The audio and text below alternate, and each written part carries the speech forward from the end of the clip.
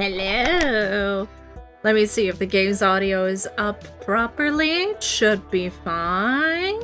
Yes, looks good, looks good. I think this is good. If it needs to be any louder or any softer, let me know. I'll be glad to change it. Hello, everyone! We're back. Last stream of the week, but we already put the schedule up for next week, so I'm not going anywhere.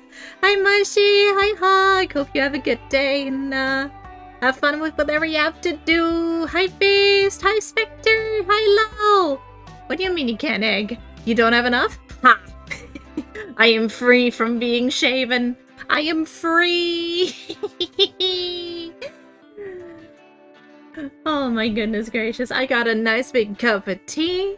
I see there's DLC. I cannot afford those right now. That's sad. Oh fuck. I have to already do that. Why did I make that ever redeem? God fucking damn it.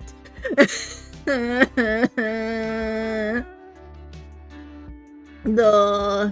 So you got the question. The tentacle lady on the screen is writing with her tentacle hand, yeah? But on the other hand has fingers, so why not use that one? Good question. Good question. Don't question it. I think it's that one thing where octopi have 7 legs. It's confusing. Don't worry about it.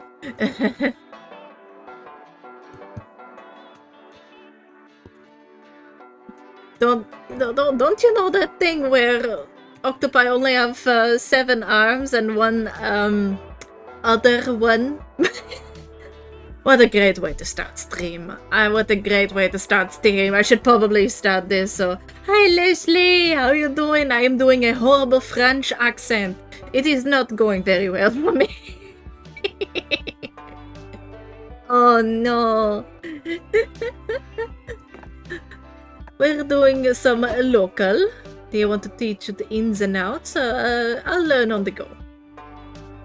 What a strange way to end the stream. Yes, I know. I'm only player. Regular play, long game. Screw it.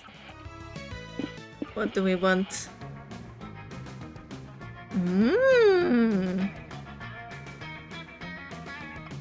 That is good already. But retro. Or fantasy? I like it, but there's so many other games with the fantasy vibes. Or... that's also pretty good. I don't know which one to pick. I do not know which one to pick. I am leaning towards retro, but I'm not sure. Or lo-fi beats. Lo-fi beats are always good. Surflock is also just... wonderful. What do I pick? What do I pick? I am already having choice stress. Screw it. I like to think the heavy accent is your regular accent and the normal way you talk is just your American accent you use, like Tom Holland. Tom Holland? Who's that? SpookyCon. For some, it was just a nerdy convention, but for us, it was 4 days to celebrate our many passions and obsessions fiercely, unapologetically. Spider-Man? Oh, okay. Wait, which Spider-Man? The one that goes pizza time? I'm not sure. And we weren't alone. Regardless of what you loved, and you could always find people who'd make you feel seen and understood. Anywhere else, we might have been seen as weirdos and misfits. But here we could finally feel like, no matter who we were, we belonged. Who are you? Oh, she's cute. Also cute. Arson. The newest one is Tim Holland. He is British but has an American accent he uses for his Spider-Man role. Oh, I need to look that up. Also, I see the DLCs. Oh. Would have been nice if they could have shown... oh my god. That one's kinda cool. Let me look up how much DLCs are in this game. I'm getting a little bit caught off guard. How much are deals? $5! No. Nah, I'll survive. I'll just play the funny, cute Frankenstein. Name Blue or Vicky. Blue. Pronouns. Yeah, sure. $5 each for 2. $5 for 2 characters. This'll be fun. But as dreamy as SpookyCon was, it also came with its own set of pressures, some of which we already knew so well. No, don't give me $5 for this. Don't give me $5 for this. Save the money for when I finally get to do merch. I really want to do merch. Is that 5 minutes? I hope that is 5 minutes. Thank you! But save your money because I am going to save up to get a merch drop with Uber Market. Hopefully gonna be able to get that at some point in the future. Don't know when yet, but I am going to try and save up for that. At the end of those 4 days, the after party loomed. What were we thinking and why? Oh? The after party loomed over our heads, posing that one evergreen question. Would we get a date for that night? As uncertainty plagued our hearts, we couldn't help but think of the 6 hottest nerds at the con. Cool. Zoe, an eldritch cutie who went from endless deity and harbinger of destruction to author of the renowned fanfic Liam Prom. Wait, why am I blind? No, I'm playing it blind. I'm playing it blind. It's fine. That's an awful idea. Liam the Leoncourt, 4XX, a hipster vampire whose standoffish demeanor hid the fact that he was truly a lovable dork. Hooray! Doug Campbell, a kind-hearted slime that was incredibly broke from supporting all the fandoms he loved. You know what?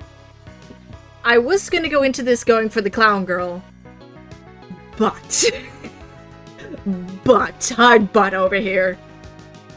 Doug speaks to me on a very, very personal level. Y'all have seen what I have gotten in the box haul last week. If blind, how reacting chat exactly. But y'all have seen that, and y'all do not want to know what I am like at conventions.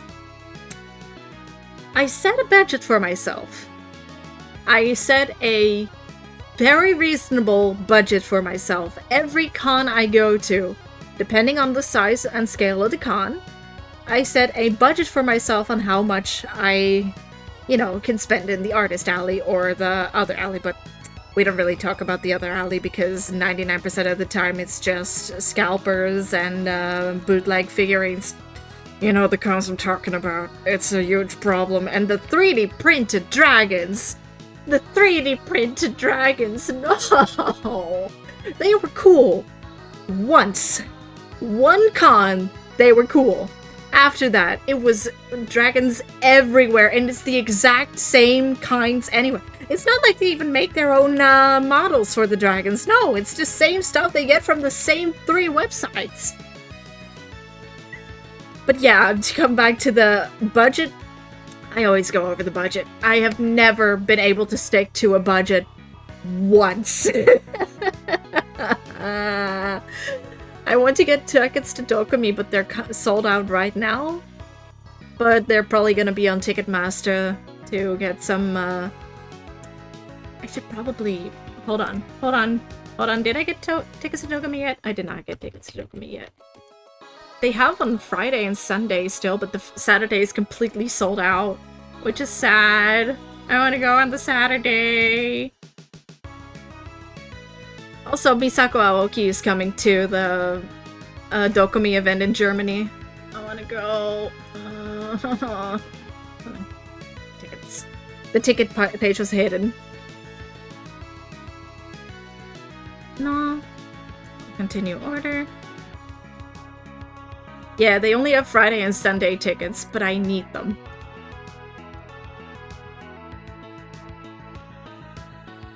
I need to.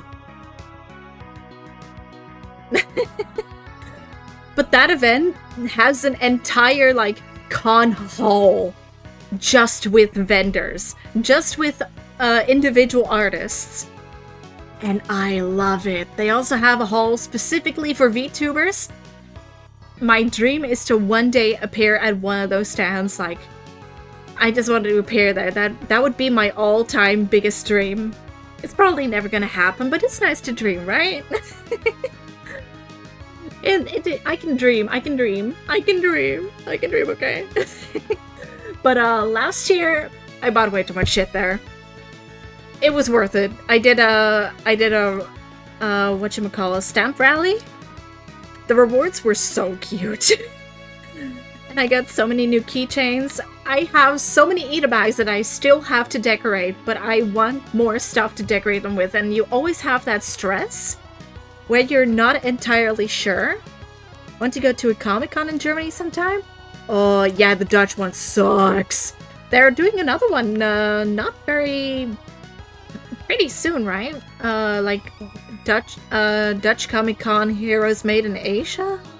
Oh, Made in Asia. Heroes is the other one. But Made in Asia, it's fun as like a day out, so you can just go into Utrecht with a cosplay on. But for the rest, I wanna see more conventions. Like Dokumi is for sure one of my favorite ones. I also really want to go to Anime Expo in Paris. That's what I really want to do. No, okay, context. Beast the Sheep here has learned about the Omegaverse today. And they only learned about it after they had sent a quiz about what role you have in the Omegaverse to a group app, completely oblivious to what it meant. I am airing your dirty laundry. It's too funny. Today, told by yours truly. I've been cursed with knowledge. Yeah, I did that. But yeah, conventions. I love conventions. I miss conventions. I'm going to a D&D convention in April, and I'm very excited about that. What day was that one? I forgot. RinCon, which is also a place in Bonaire, apparently. The 11th, okay, yeah. That is in like 2, 3, that's in a month. That's in a month. It's in a month. I can do math. I can do math, I swear. She beamed phrases I never thought were possible into my skull. That's so true. You're talking like I don't do that more often. But Doug is speaking to me because we relate to each other on a very personal level. It is also very sad because Dawntrill didn't do that much. There's not as much Final Fantasy XIV stuff, but there's still a little bit of Emmett Selk everywhere. There was one that had a booth with an Emmett Selk figurine and a tip jar that said, what was it? Emmett Selk Therapy Fund? Beautiful. Absolutely amazing. Put a euro in there. Count your days, fuckers! Omen, 25, an evil overlord who was recently freed from imprisonment in exchange for giving up her passion for stabbing people. Never mind. Duck, move over. The tip jar is to fund the Sunderings, exactly. That's so mega. Oh yeah, by the way, Beast also sent the question list to me, the quiz, and told me to take it. I did. The one who guesses what it was, what I got in the test, gets brownie points. I cannot set any rewards for it with channel points, can I? Can I reward channel points? Can I? I don't know. But whoever can guess it, absolute brownie points for whoever can, because it was yeah. Yeah, I got submissive Omega. Yeah.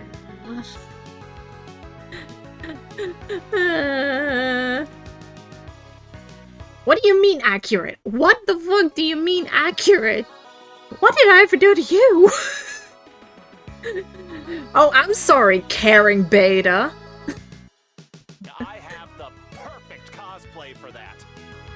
Is that Brandon Rogers? That's Brandon Rogers, isn't it? That's fucking Brandon Rogers. Nico Sharp, 22, an over-the-top mimic who preferred cosplay over shape-shifting, even if they weren't the best at getting into character. I'm carrying it, that's sweet. And April 1st, 24, a clown idol who was contractually obligated to bottle up all of her non-camera ready emotions inside cute mascots. It had to be one of them, but who? We had 4 days to gather some courage and shoot our shot. What was the worst that could happen? Being rejected and alone the rest of our lives? I must take my afternoon nap. Take a nice nap! The mimic has me in a chokehold? Brandon Rogers has you in a chokehold? Really? We had our fair share of love and rejection. This surely wasn't our first rodeo. And as we had grown to know ourselves better, we realized we felt more confident. Tell us 3 things you like. Owning you're a clown, kawaii cereal mascots, hugs, this feels like one of those, I forgot the website, but it was one of those, where you could... What Disney princess are you? And then the options are, what do you like doing in your free time? Eat an apple? Sleep? Clean? Like that kind of stuff. It feels like that. Kawaii cereal mascots, owning you're a clown, hugs, strategies and tricks for claw machines, and ultra-layered memes. That's easy. Hi, Gersby! How you doing? Stupidly specific panels, drama, anime opening playlists, step on me, stabbing, enemies to lovers, and only one bed. Stupidly specific panels and anime opening playlists. Alright. Choose your top 3 favorite Pokemons. Oh, I do love me some Muppets. 1, 2, 3. Yeah! Feels like the first time you sign up to an app and it asks you what interests you want to follow. Yeah, it really does. It really does. I had to make a new Twitter account for Super Secret Project. And it asked me to follow an account and I chose the one correct answer. Markiplier. We weren't new to all this, so first time we challenged ourselves with a goal other than finding love. With the support of Zoe and Liam, we had decided to take on a project we had been putting off for too long. I have too many ideas. Making our own comic. We had so many ideas, and yet we always found excuses not to work on them. Markiplier the goat? Exactly, you get it. You get it. But the con was the perfect setting to find inspiration and go for it. Choose your genre, I guess romance? The fear of failure had stopped us for too long, but then we reminded ourselves of the one thing that always kept us going. That we were young and unafraid. And we were ready to start. Ooh. I don't know what this is. The expo hall? The show? The vendor hall? Oh, yeah! The hotel? Oh, I wish it was easier to get hotels by cons. It's not really a thing here in Europe, I think. At least not the cons that I go to. Dokumi certainly doesn't, I think. I'll go to... Merch Hall. You'll find a cool shirt you like in a commercial stand. It costs $3.99 monster dollars. Then you buy a cool zine for $2.99 monster dollars. Then a set of anime badges for $1.99 monster dollars. Honestly, if I get a shirt for $4,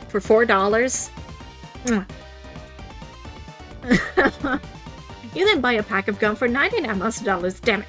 You have 4 loose coins jiggling in your pocket. It's annoying as hell. Luckily, you find a shady guy who whispers, "Give it to me and I'll get you 2 charm." You feel dirty for some reason, but you got stats and your pockets aren't jiggling anymore. One of the booths set up a claw machine to attract attendees, but the claw machine was way more profitable than whatever game they were selling, so that was just that. Oh boy. Doug, Liam, and Nico are here, and they seem totally hooked on this machine. Lol. Wow, Doug. You're amazing at this. I didn't even know claw machines had high scoreboards. It's no big deal. I've got a claw machine at home. I use it instead of a fridge. On second thought, it might have been better to buy a fridge. Mesmerizing. Now get the dolphin with the chef hat. Not because I long to invite him to my Michelin-starred animal tea party, just because it looks challenging for you. Doug expertly grasps the dolphin plushie, but when he lifts the claw, you see a funny little man with a disapproving frown on his triangular face. Hey, what are you doing? This is my house. Stop taking my furniture. Whoa, who are you? I'm Splunk Douglas, the crane gnome. How dare you wake me from my 100-year slumber? Hi guys, thank you for the lurk. The one here is right by a few hotels, but I think they're luxury ones. Yeah, probably. Oh yeah, they went super hard. Also, I know my background and everything. I should probably go for the mimic. But Doug. I don't understand. Why are you only mad at us? Don't people take things from your house all the time? Oh no, nobody ever gets anything out of claw machines except for me. You poor little triangle baby, all alone trapped inside this claw machine. We need to find you a home. This is his home, Nico. Weren't you listening? Never. Well, if you want Splunk Douglas out of this claw machine, I'm sure Blue has some ideas. Bad ideas, but ideas. Dress him up like a newborn and swap him with a baby at the local hospital.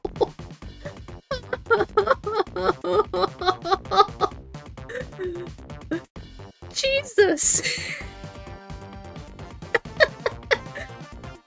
Set the claw machine on fire, then Splunk can buy a real house with the insurance money. Set it on fire. Yes, your fondness for arson is well documented, Blue. But how do we light set fire? Oh, there's actually some gasoline and a lighter inside the machine. I'll just fish them out real quick. Hey, give those back. Those are from my tiny car and my tiny cigars. Don't worry, little guy. Soon all of that stuff will be on fire anyway. What? That makes me only more worried. Look at me, burning all this capitalist merchandise. Those anarchists who laughed at me in the 1800s will finally take me seriously. Everybody except for Splunk happily sets fire to the claw machine. Doug fishes Splunk out of the machine and Nico pats the crying little man on the back. It's okay, look, now you can make an insurance claim and get a bunch of money for a new, better home. What's insurance? While everyone considers the implications of this, a tiny fire brigade arrives to put out the blaze. Wait, it looks like Splunk recognizes one of the firefighters. The one with the donut forehead. Darpa, you came back! I mean, yeah, I'm a firefighter, and this is a fire. But I must admit, this fire reminds me of the ardor of our former love. Wanna stay at my place tonight? Victory! Yes, we're heroes! No one can say we aren't! The two tiny people head off to a bone under the concession stand. You gain +2 boldness for the fire, but lose 2 smarts also for the fire. A weird moment when arson is the most ethical choice. Exactly! Let's stick to the schedule. Let's go to the expo. Let me also take a little sip because my throat is already dying.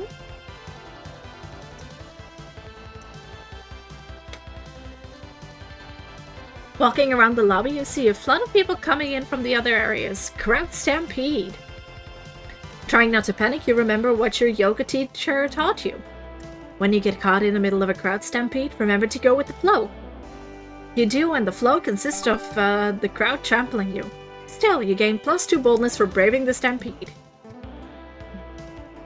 Suddenly, you hear angry chants in the lobby. You, Liam, Nico, and Dog get closer to investigate, and you find a small group of protesters waving picket signs. Hi, I'm Doug. My main task as a con volunteer is to turn your frowns upside down. What is making your con experience suboptimal? We're protesting against the cancellation of Caveman Manor, our favorite TV show ever. What's the con gonna do about that? What? The show about a cryogenically frozen caveman who wakes up in Victorian England? They cancel it? What an injustice! I know for a fact you've never watched that show. Well, now that it's cancelled, I know I never will. And that fills me with righteous rage. You'd love it, Nico. The caveman falls in love with the Countess of Erwitcher and tries to woo her with his primitive charms. Exactly. And they cancelled it right when there were hints that the Countess might actually be a descendant of the caveman. Wow. What? I need to know if their love is forbidden. Oh, well, yet another show devoured by the streaming era's fast food culture. That's it, Leo? You're just gonna shrug your shoulders and call it a day? Maybe. But I might also write a blog post about it this afternoon. Can we do something a little more hands-on? The comm manager just told me we have to stop the demonstration because protesters are not buyers. I'm sure Blue has an idea. Fight fire with fire. If they cancelled our favorite show, then the best strategy is to cancel the Studio XX favorite show. Threaten the Studio XX by sending them severed fingers. Wonderful. Let's just cancel the Studio Exec's favorite show. That'd be a good idea if we knew what TV execs like to watch. What TV shows do the people who make TV shows watch? We don't need to know. Liam can write them a letter saying we'll cancel their favorite show. Oh, now you want me to write, huh? What am I supposed to say? That we have show-canceling powers? Genius. Liam, you're a genius. We'll tell them we have a show-canceling spell. I bet they'll believe it. Magic spells tend to be super convenient. Oh, I got another one. Tell them we also have a spell that'll make their butts explode. People are super afraid of having their butts explode. Looks like all my friends are geniuses. Aw, stop it. Alright, I've written all your nonsense. I'm sure your anonymous threats and make-believe powers will work like a charm. Looks like they already did. Check this out. Caveman Manor returns for second season. Wow. Okay. Wow, that was quick. Head of production releases press saying, we are happy to bring back the show, just as long as poor people make great furniture stays on TV. And our butts are safe. Oh, so that's what rich people like to watch. A show about poor people making chairs. You check out an episode on your phone. It turns out it's not about broke furniture makers, but about poor people being used as furniture. Fuck, this is depressing. Well, you're not gonna save the poor, but you did save the show. You gain +2 smarts, but lose 2 boldness. Well, I'm fully charged. let's go to the show. We're sitting at the main stage for a panel titled, Are Dating Sims Back? Did they ever leave? The stage is empty after a few minutes. A shy-looking guy approaches the mic and says, they're not, because they never left to begin with. Knew it. Yay! The audience goes crazy. Crazy for dating sims. You gain +2 smarts for learning dating sims will never stop being cool. Afterward, you meet up with Liam, Omen, and Nico to attend a marathon viewing of the greatest shonen anime of all time.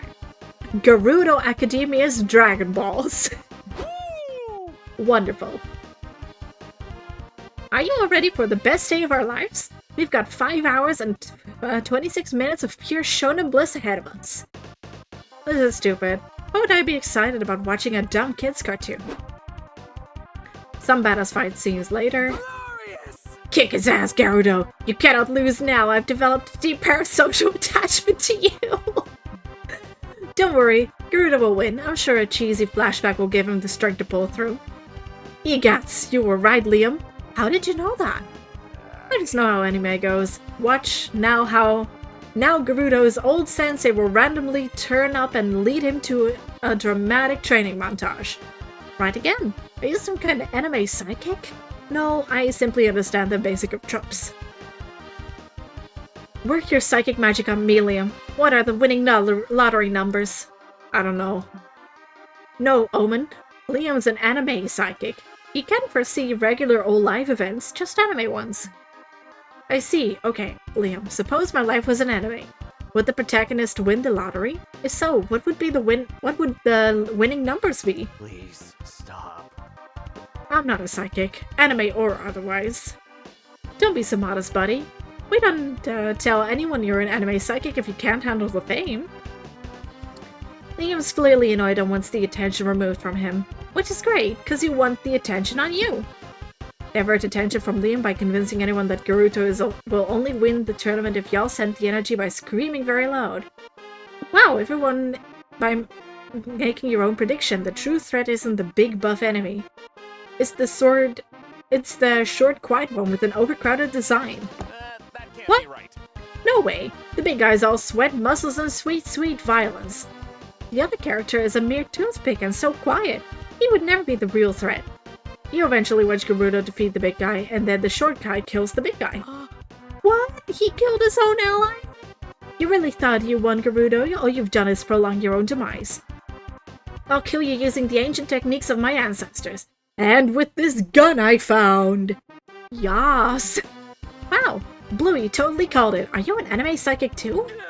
Neither of us are anime psychics. This isn't a thing. Liam's right. I'm actually an anime detective. Oh, God. I used context clues to deduce the twist before it happened.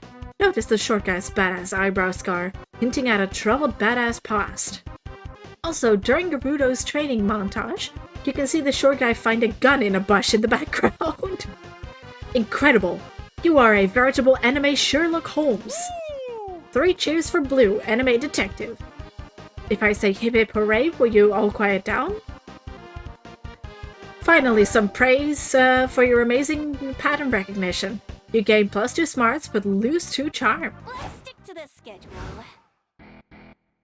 Community zone? Oh, it's up there. You decide to attend a roundtable on roundtables. What a fascinating subject. You discuss the various circumferences of tables, rank building materials, and talk about famous knights that have sat around round tables of old. You also talk plenty of shit around about square and rectangular tables. Fuck right angles. You gain +2 fun because circles are the most hilarious shape, am I right? Later you sit down to play Wizards and Wyverns with Liam, Owen, April, and Nico. Good day to you. Good there. Good, everyone's here. I thank you all for agreeing to be a part of my campaign. Prepare to enter my fantasy realm of Lestradia, which could be the setting of my future novel if this all goes well, but no pressure. I'll set the scene. You're in a tavern, looking for information on a warlock that you've heard is trying to cast a curse on this realm.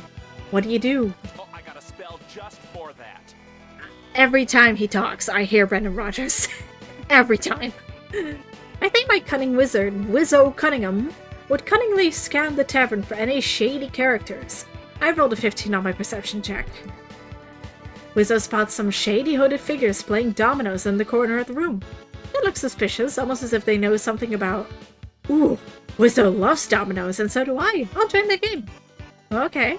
Are you going to talk to them too, as I was saying? How silly! Did you say dominoes? Sorry, I had to check my phone so I wasn't paying attention. But I love dominoes.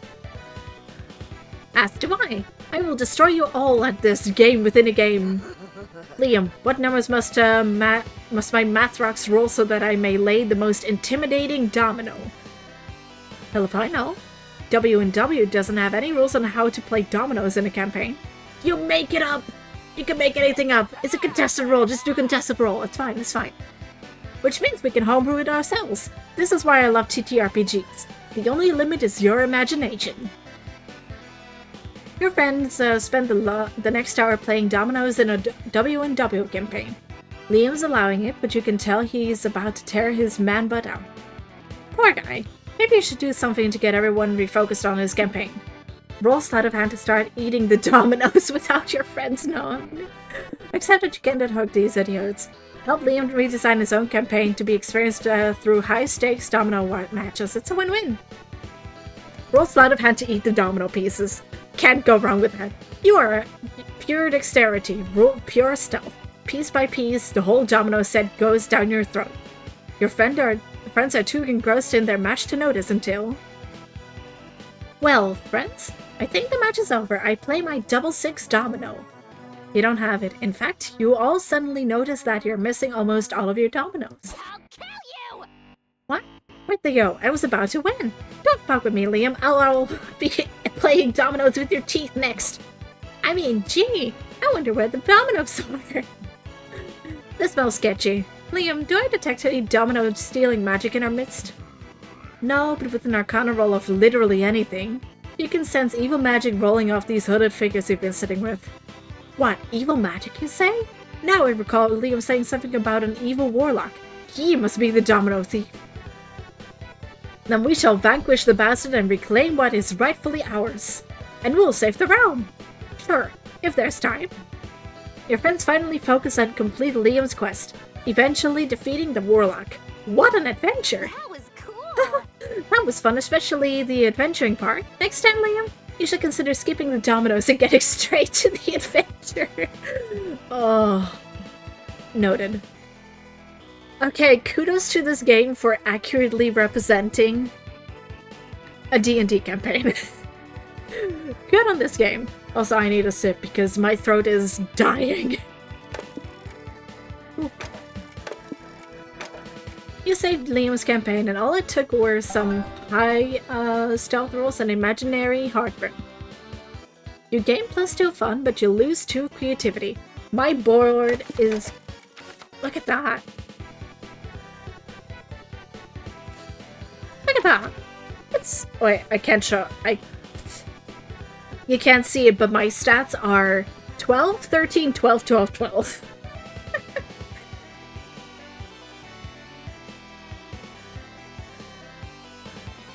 I need a hydrate redeem. I need a hydrate redeem. I should add those. Time to get some fresh air. I'm undead tired. Let's sit over here.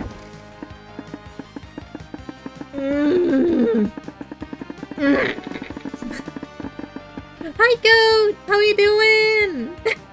Thank you, I am the best tag of 2026. By a long shot. Although, no, actually, there's plenty of other good ones, but I'm the best one. Thank you so much! Who should I sit with, Doug or April? I like them both very much. I feel like April's gonna verbally assault me, but Doug just seems chill. I want to be verbally assaulted. Go for a walk, watch a movie, board game night. Go for a walk. You and April go on a lovely stroll through the park. Feels nice to stretch my legs. April tells you all about her dream to be a world-famous idol and how she plans to achieve it. Not to be outdone, you tell her about a dream you had last night where you grew spaghetti for hair. Maybe someday you can achieve your dream too. Do they do spaghetti hair transplants in Turkey? Time to find out. Nice. Day 2. Brainstorming reanimates my brain. Now it's time to take a break from your real-life shenanigans and brainstorm some fictional shenanigans for your comic. Go for it. What trend from the early 2000s should come back already? Only needing to learn like 3 memes and 4 slang words to sound cool? People actually seeking. Revenge, watching pants, delicious tobacco. Why did this trend dodge out? Wearing pants.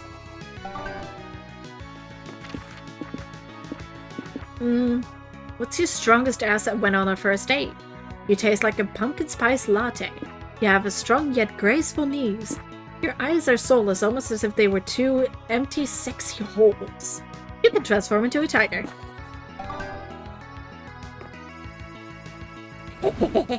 Time to get back to the con. A new day, a new adventure. Let's go back to the vending hall. Find a gacha shop, you put in a coin and you get a real buff duck. Random, but cool. You put in another coin, you open the gacha and there's the letter. Please help us. We buff ducks were imprisoned in these balls by the gacha masters centuries ago. It all began when... And you're already bored. You get another gacha ball and it's another buff duck. Cool. Take 2 charm. You, Liam, Doug, and April are browsing cute magical girl figurines when you find some that are suspiciously wonky. These are some of the worst knockoffs I've ever seen. Astral Princess's skirt is red, not pink. Do better. Liam, don't be so negative. After all, isn't pink a shade of red? If you squint your eyes, this almost looks official. Yeah, have some perspective, Liam. Look at the next stand. Those are some bad knockoffs. What the fuck? Oh wow, those are bad. I don't think any amount of squinting can save them. Yeah, if this were a contest for which knockoffs were the most knocked off, these would win. You think those knockoffs are better than mine? I got way better stock than those ugly little shits. Let me bring you out the good stuff. The seller sets out some knockoff figures that truly push the boundaries of what could be considered merch. That's the best you got? Check this out. He brings out some knockoffs that could push the boundaries of what could even be considered figurines or plastic. The first seller set out a new batch with creepy, off-putting expressions. Like they're laughing at God? The next batch of figurines seem to constantly morph and dissolve. They leak strange oozes. If you listen closely, you can hear them subtle yet unsettling screams. Stop it, both of you! You're scaring me! I'm no believer, but I suspect these knockoffs are getting off that they risk defying God and incurring divine wrath. Save us, Blue! Normally you'd call on that an overreaction, but the latest batch of knockoffs are diffracting the waves of reality. So, yeah, you should do something. These bastards don't fear God. Instill the fear of God in them by performing a tragedy about the gods punishing knockoffs. Conjure the most powerful spell against the knockoff sellers, the Cease and Desist. You cast the Cease and Desist spell. Two businesswomen appear in a puff of smoke. Hello? What are you doing here, Miss Managers? Do you own the rights to Astral Princess? We represent a shell corporation within the media conglomerate that controls most forms of entertainment, government, and snack foods. In other words, what don't we own the rights to? Now, listen, you two. You have to stop selling these knockoffs or we'll take you to court, and nobody wants that, right? You can't sue us. Most of these knockoffs are so bad they aren't even recognizable as Astral Princess. That's technically true. This one's basically just a blob in a skirt. True, but we've trademarked the skirt, so it still belongs to us. You can't just trademark the concept of skirts. Oh, you think, I think you'll find that we can hire enough lawyers to convince a jury that we can. In the end, the knockoff sellers agreed to knock it off. I don't know. Gee, that was kinda bleak. I don't think we were on the good guys team in that conversation. We did what we had to do to save the world. Monopolized corporate hellscape is still better than divine wrath over knockoff abomination. Cheer up, Doc. We'll do what I always do when I'm feeling glum about capitalism. Buy a little treat and stop thinking about it. Okay. April sold me. She's the best. Oh, my favorite. You will treat yourself to ice cream sundaes. You gain 2 smarts but lose 2 creativity. Let's go! Let's go. You see an empty spot at a tabletop RPG game session, so you sit down without thinking twice. The game is really weird. The board's just a bunch of letters, and you all play at the same time by moving a planchette around. It's a Luigi board! When it's done, you're not sure who won, but you got to talk to your late great-great-grandfather. I guess that's too fun, right? Afterward, you meet up with Liam and April to go to the Japanese kintsugi workshop. Fucking things up and haphazardly fixing them is your specialty. So this should be easy. Greetings, my friends. Greetings, my friends. Do you two know what kintsugi is? Yeah, it's when you repair broken pottery by... Fear not, I'll explain it. It's when you repair broken pottery by filing the cracks with lacquered gold. Yeah. Yeah, April. Yeah. It can seem as a metaphor for making a broken thing more beautiful than ever, much like one's own tarnished soul. I wish it was a metaphor for you shutting the fuck up. So what did you bring to do kintsugi on? I brought this urn. You're going to shatter and then repair an urn? What about the ashes? Honk honk! I'll mix those into the gold lacquer paste. It will be both morbid and beautiful, just like clouds, honk honk. Sometimes you alarm me, April. What? It's a cute idea. Besides, I'm sure Blue brought something way weirder. Actually, you didn't bring anything at all. You weren't aware that you need to bring your own breakables. You gotta improvise something to do kintsugi. No time to think, smash your arm with your emergency hammer. Until you finally have something broken with you. Your bank account. You've been broke for too long, and it sounds like it could be beautifully fixed by adding some gold. Let me take another sip because, oh, my poor throat. Chat, help me. Distract me.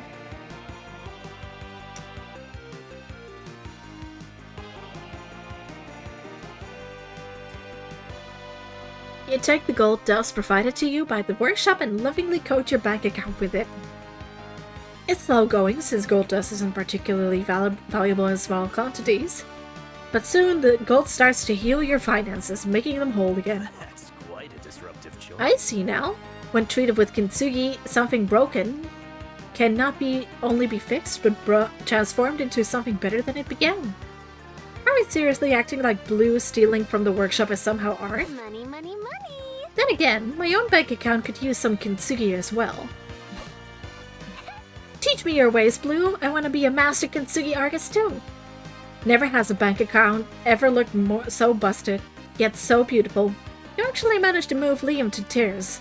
You also managed to move about $200 worth of gold dust in before you get kicked from the workshop. Dinner's on you tonight. You gain 2 smarts for gaming the system in this profoundly beautiful way, but it comes at the price of 2 boldness. A new day, a new adventure. Let's go to the hotel. You get an ice cream cone at a food stand. Damn, you ate it too fast. Brain freeze. You feel like you can't move. You stand still for what seems like ages. The entire con passes in front of you. You imagine everything you'll miss out on now that you're forever frozen. Suddenly, the brain freeze passes. After such a traumatic experience, your new neural pathways have been changed forever, effectively giving you 2 creativity. Nice. A bit later, you, Liam, April, and Omen are enjoying some downtime together. April's very focused on whatever she's writing in her notebook. April, what is it that, scribbles, what is it about that scribble that engrosses you so? Are you penning another diary entry? The last one left off on quite a cliffhanger. I would violate community guidelines. You would violate community guidelines, yes. Oh, you little sneaks. So you like the bit about my wet dream in the bouncy castle? I'm actually too busy to talk right now, sorry. I gotta push through in this writer's block and finish the lyrics for my next single. So far I've got you fill me up with magic so sweet it's almost tragic. I'm a sucker for your lollipop love. But now I'm stuck because maybe because I'm not craving lollipops right now. I'm a sucker for your beefy 5-layer burrito love. Isn't as catchy though. So mainstream. I think your writer's block is due to a faulty foundation. The melody and lyrics you have so far are too formulaic. The point of formulas is that they always work. You know? Like you probably learned in 6th grade, huh? The nerve of you. We're talking about art, not math. Archmart. Personally, April, I think you are wasting an opportunity to control your minions with this new musical composition. They're more like stands than minions, silly goose. Mere semantics. These stands follow your every whim, do they not? You could easily mobilize them to do something fun, like ritualistic arson. Omen, don't convince April to manipulate her fanbase into committing heinous crimes. Yeah, I would never do that. I've definitely never done it before either.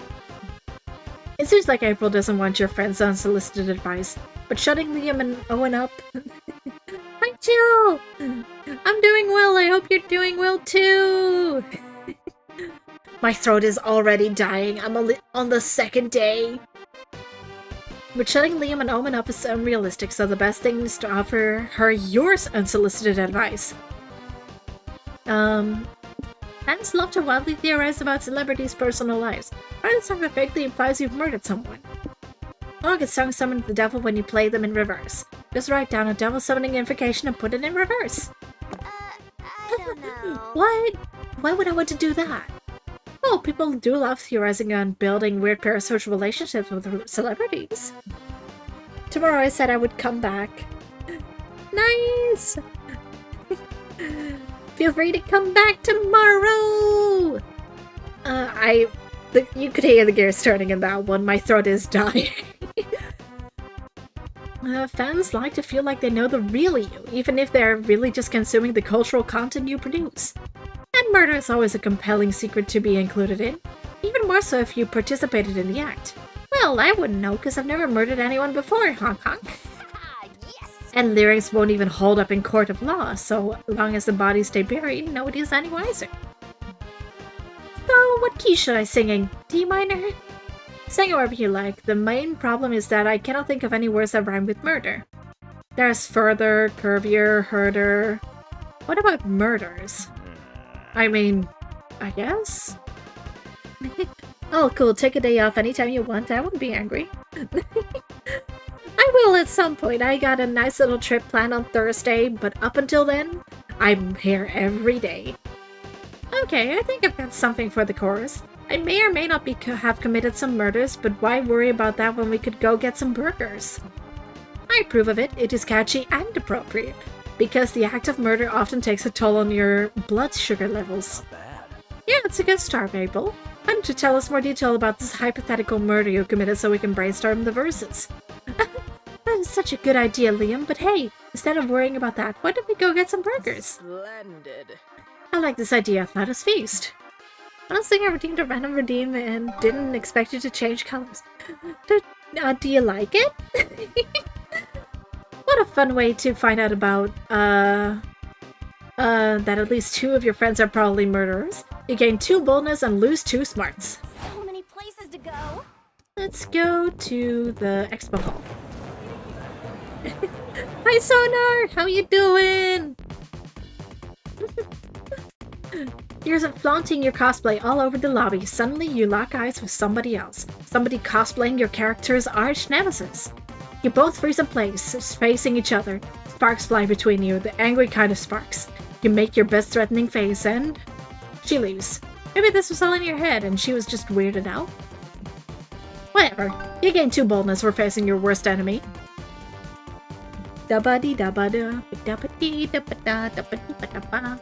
You, Liam, Doug, and April are leaving the panel when you pass a huge werebeetle holding a free hug sign. Hello, lovely people. Does anyone want a hug? It's on me. Aw, I love hugs. Put her here, pal. Wait, Doug. You don't know what that hug has been. Haven't you heard of the notorious hug dealers? They lure in lonely touch-starved victims by giving them the first hug for free.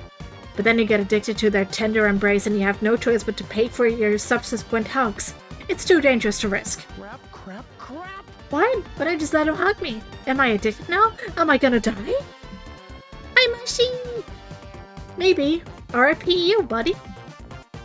I'll take a hug too in solidarity with Doug. I wouldn't mind having my bones crushed by this guy's enormous veiny arms. Thanks! Arm Day is my favorite day. I can hug strangers so much harder. No, April, don't make the same mistakes I did. You don't want to live a life enslaved by 2 insatiable hug cravings. We might still be able to save you, Doug. But we have to act fast, or soon the only embrace you'll know is the sweet embrace of death. Your friends are not helping, so it's up to you. How can you make sure this guy's hugs are clean so everyone can chill out?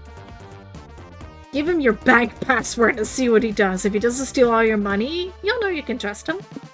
Send a hug to a lab for a full analysis to see if it's adulterated with sketchy stuff like fentanyl. Hi, Seraphine! How you doing? How was golfing? Put to a forensics lab. A scientist dons a fully body hazmat suit and allows a shady-looking guy to hug her. Whoa! This hug is highly adulterated. Amphetamines, cough syrup, and bad body odor. Must be from someone else giving me a bad hug. I don't know nothing, I swear.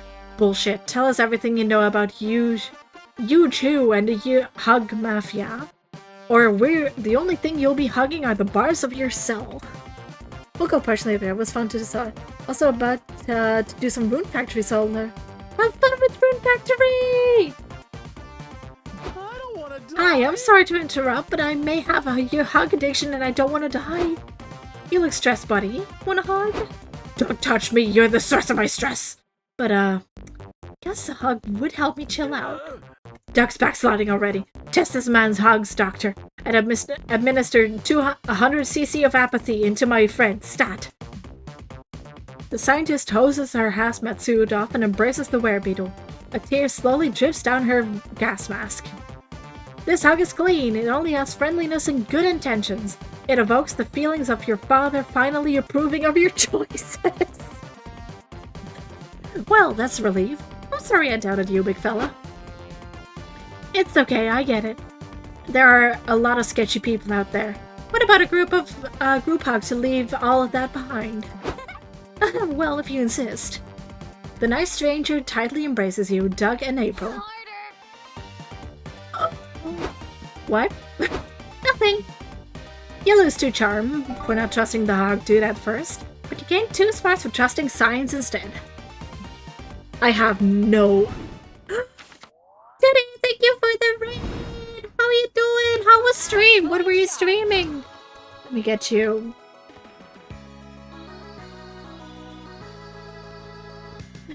Thank you for the raid! How are you doing? How was your stream? What did you stream? Tell me all about it! Let's go to...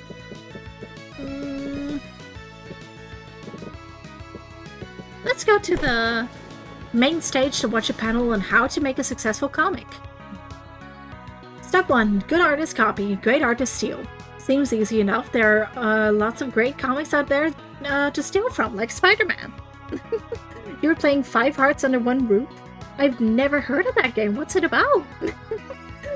Is it fun? What kind of game is it? Is it a visual novel? What is it? It sounds like a visual novel. It's like an interactive K-drama? Ooh, I gotta look this up. Hold on. 5 Hearts Under One Roof. Oh, I see. Looks fun. I gotta check it out sometime. Thanks for telling me. It's so weird. Nice. Weird games are always nice. I mean, look at what we're playing. Step 2. Write what you know. You know perfectly about Spider-Man. The future of your comic looks bright. Step 3. Add a shark. Sharks are cool. Well, shit. You don't know all that much about sharks. More research will be needed. Still, maybe there's a Spider Shark comic by Blue in the future. You gain 2 smarts from all that you've learned. It's my first time playing and it is wild. I love it so far. I can't believe Brandon Rogers is in here though. Later, you and April take a stroll around the merge hall. You've done it a dozen times already, but now it's just you two. It's kinda almost romantic. Wow! Oh, Blue, look at that! Look at that Vocaloid statue. Let's take a picture with it. April pulls out her phone to snap a selfie, but then she gets a call that makes her face turn wider. She seems to take a deep breath before answering it. Hi, Mother. Why are you calling me? Good afternoon, darling. What a privilege to finally hear your voice. Are you aware that you've missed my last 6 calls? Sorry, I haven't been checking my phone much while I'm at the con. Is that so? I thought you were always on your phone managing that internet job of yours. I can hear quotation marks over the phone, Mother. Good. Could you also hear my disappointment at you leaving the Cirque de la Pitre for whatever streaming Minecraft is? With all due respect, Mother, I really don't want to have this argument again. An argument requires 2 opposing viewpoints with some degree of validity, my dear. Be that as it may, I called you today to make sure you've registered your clown egg. Clown egg? Oh, I know what that is! It's the egg that they paint their clown makeup on. Oh yes, traditional for clowns to paint their signature makeup on an egg and submit it to the clown egg registry so no one copies your look. Why are you telling me that? Don't explain clowning to me, my dove. I'm not the one who dropped our noble craft for no discernible good reason. No, Mother. I was explaining it to Blue. Who's that? They better not be some new lover of yours. You know your father and I would never approve of you seeing a non-clown. If you really are ready to begin courting, you should have talked to me. I can arrange you a chaperone date with Buffro from Circo de Pagliacci. No! What? You can marry me off to Buffo. He smells like eggs and he honks when he breathes. Big yikes. You can't pursue April if she's unhappily married. So it looks like you need to show her mom that you're a viable suitor. But how? You were just a thing for this. Not long ago you recorded and edited call your friend Liam. He'd be happy to confirm that you are definitely a clown. You opened this up into a 3-way call and put Liam on the line. What do you need, Blue? Why are you locked in the bathroom again? No, I was hoping you would tell April's mom what a clown I am. You want me to judge you to a total stranger? I thought you would never ask. So, Liam was it? Can you vouch for Blue's clownishness? Indeed, as long as you define clown as one who commits acts of such buffoonery that you can't help but laugh, because otherwise you'll cry. Moreover, her sense of style is clownish to the utmost degree, would hurt your eyes all the way in the back row. You know Blue can hear all of this, right? That's fine, it's healthy for her to endure a bit of constructive criticism sometimes. I need to sip.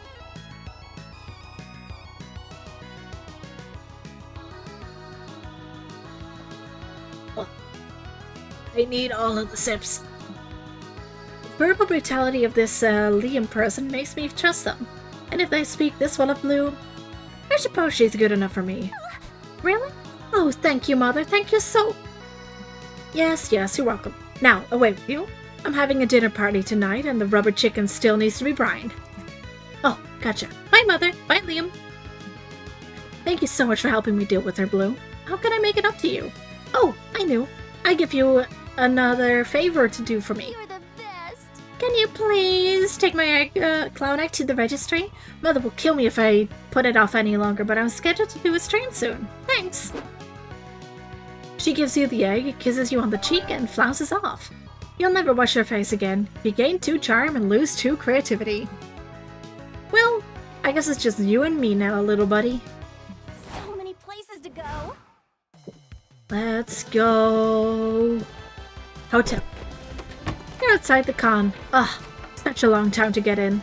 You try to find the end of the line. You keep walking and walking and walking, and you find that the line doesn't end. In fact, the end of the line is the beginning of a different line. This one line goes to a guy who's giving out free creativity. I'll take it. I'll take it. That'll entertain you while you wait to get into the con. Later, Nico asks you to stop at the hotel for an ambitious cosplay change. You, Liam, and April agree to go back with them and help them get dressed. Where does this belt go? That's the belt that holds the sheath for my black dagger. Not to be confused with my grave danger, my blacker dagger, or the sheath I keep my phone in. What about this belt? That's the thigh belt that holds the 2 shin belts in place. Never leave home without it. Why does this character need shin belts? Do they serve any practical purpose? They serve a great purpose. They make me look really cool. To each their own. If wearing an impractical amount of belts make you feel confident, go for it, queen. Fair enough. Okay. I've got one last belt here. Where does it go? That one's... I don't remember where that one goes, actually. Maybe it goes in the trash. No, every belt is necessary to give depth to this character. Everyone knows that JRPG protagonist power is directly proportional to the amount of belts they're wearing. Blue, do you know where to put this belt? Let me get a sip. Let me get another sip, and my throat is absolutely parching.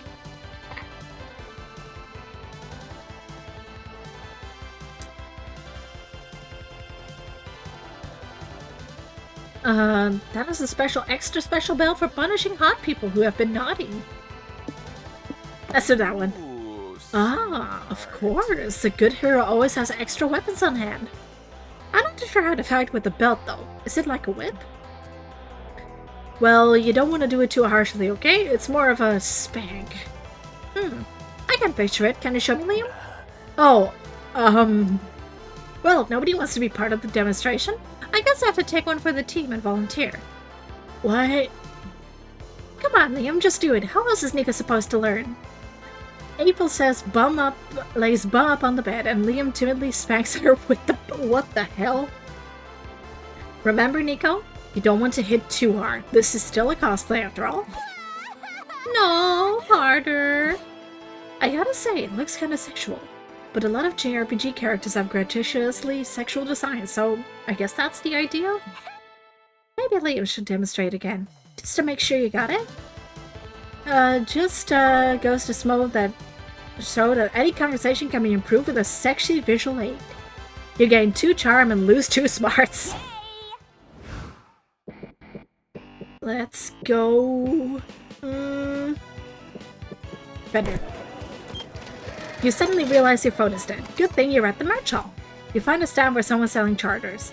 You want to buy one, but you feel bad about buying something so... not nerdy. The vendor sighs and draws an ubu face on the charger. Sold! You gain 2 charm for your kawaii phone charger. You're browsing the merch hall when Nico suggests you all visit Liam at his yaoi stand. You're always down to support all your friends' horny hobbies. Greetings, my fellow congoers. Greetings, friends. Thank you for stopping by.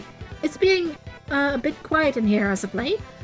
Where's everybody, Liam? Your stand's completely empty. Is your art unpopular? So authentic. I prefer the term underground. My word can be appreciated by mainstream consumers. Aw, don't be sad. You might get fans one day.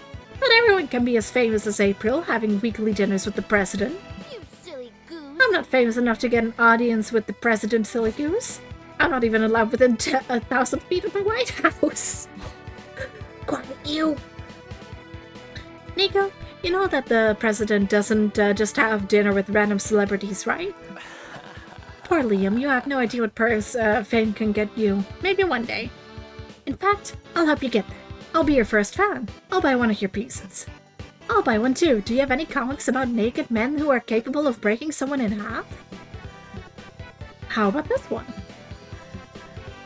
April hands Liam a what a gosh. The things I do to support my friends. There are so many options. Blue, which yaoi should I buy? Two guys, one salad. The one with the big twist. The big sexy dude turns out to be 3 sexy dudes in a trench coat. They keep arguing who's top and who's bottom. The 2 fully clothed men feeding each other salad. Others might not understand how this is sport, but you're an intellectual. This one. That's quite a disruptive Yes, choice. that's a playful one. I wanted to twist some tropes that I find are a bit too worn out. The sex appeal of meeting a tall, dark stranger meets the amusing trope of people hiding inside a trench coat. What if I combine those to create some horny situations? This really is something. Ooh la la. I wouldn't mind being sandwiched inside that coat. Silly April. Silly April. Why would you want to eat a sandwich in there? You're such a goof. That's me, honk honk. So, do the characters eat sandwiches at some point? You'll only know if you read the comic. Well, if you must. You all read the yaoi comic together. There's plenty of sandwiching, to be sure. You gain 2 creativity and lose 2 smarts. I'm fully charged. Let's go to the lobby. Walking around the lobby, you see a kid tripping over and scratching his knees. Stupid kids, when will they learn? Still, you decide to take pity on him. You, don't know how to comfort a child, so you just pat his head and say, you have no enemies. You leave, proud of your words of wisdom. He doesn't stop crying, but you gain 2 boldness of how cool you look to inside your head. Later, you're walking through the lobby with April, Zoe, and Liam. But it's quite busy at this time. You're fighting just to stay together. Come on, gang, we can't get separated by the crowd. Let's hold hands for safety. Don't be ridiculous. Is that really necessary? If we get separated, we can just text each other and meet back up somewhere. Oh, Liam, you naive little newbie. Just trust me, you don't want to get separated at a con. You all hold hands, which is great, because that's second base for you. Yes, touching hands is second base. It's been a rough year. You've adjusted to your bases to reflect more realistic goals. So I'm a little confused. Are you all actually monsters, or are you just cosplayers? Or are you a cosplayer, but your friends are monsters hanging at the con? Because that's the only place monsters can hang out in. I think everyone's just monsters. I think this is a world where monsters are just kind of accepted. I think that's what's going on anyway. Unfortunately, your hands are sweaty. Before you realize it, April slipped from your grasp. Help! I thought I told everyone to stick together. April's too petite to fight the crowd current. It's fine, Zoe. Look, she's just a few feet ahead. We'll rejoin her at the end of the room. No, this is bad. That current's gonna take us straight to the conchasm. What? Straight into the what? The conchasm. You know, the bottomless chasm cutting through the middle of the lobby. You really are a con newbie, huh? Why is there a bottomless chasm in the middle of the lobby? Who knows? Maybe someone just thought it'd be funny to have a bottomless chasm at the con and now everyone does it on principle. You'd better save April if you ever want to get any of your friends to do first base. Prolonged eye contact to do something. Perform a guitar solo is so awesome that you gain the right to crowd surf. This way you can pull April out of the crowd riptide. It's too late for her. Just befriend a random congoer and make them the new April. It's what old April would have wanted, probably. I mean, have you never seen the bottomless pit at the anime convention? You should probably go to more anime conventions. I hate to be a buzzkill here. Since when do you hate being a buzzkill? I thought it was like a core part of your identity. But that plot actually requires a guitar, which you don't have right now. That's true, but then a mysterious stranger appears and hands you an electric guitar.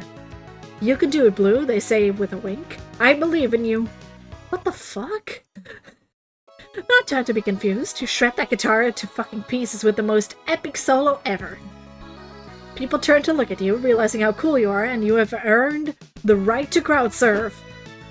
The crowd lifts you up by tactically clenching your butt. You give them signals to where to lead you. You reach April and take her into your arms. Pretty for this. Don't you ever grip on me again. I'm too pretty to die in a place like this. Oh, don't ever lose your grip on me again. I'm too pretty to die in a place like this. I mean, Blue, my hero. You two crowd surf back to your other friends. Not bad. You should really go to more anime conventions. They're so fun. They're so incredibly fun. I want to go to more too. Okay, I admit that was pretty cool. But you should give the guitar back, Blue. You turn back to the stranger, but no one is there? Whoa, maybe it was a ghost.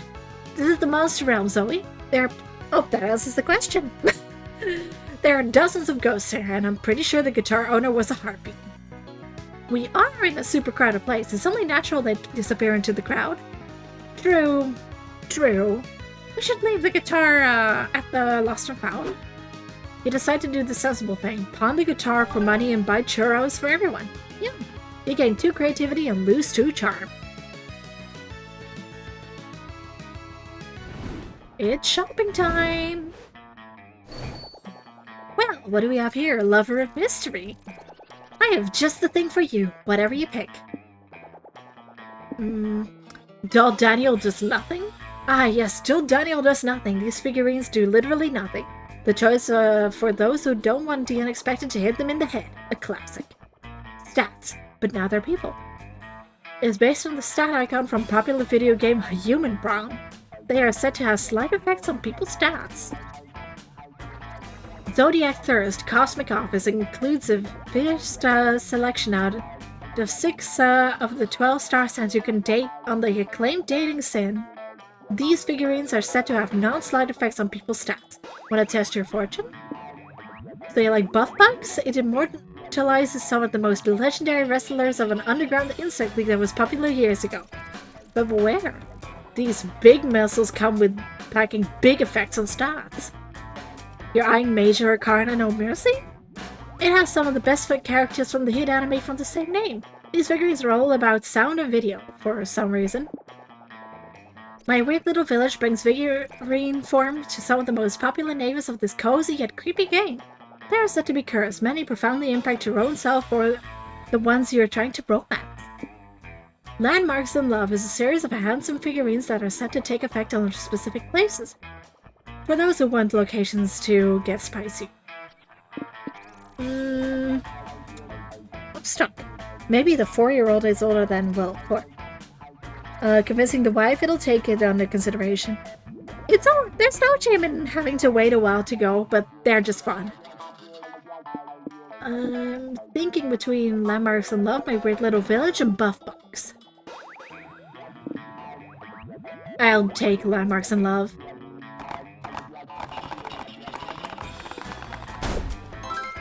Essential Sydney Opera House will now provide double the stats for any player.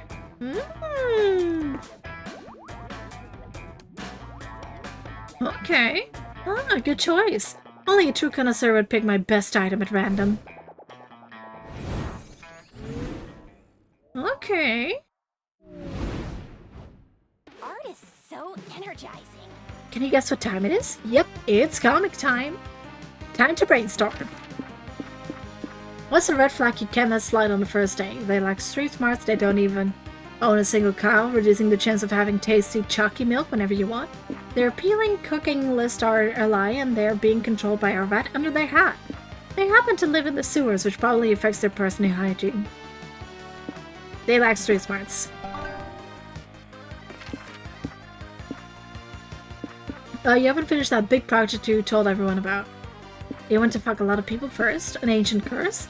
A creature living under your bed told you should wait. You don't want to be rude to the bed creature. Big Oil is pressuring you not to. They probably feel threatened by you, as they should.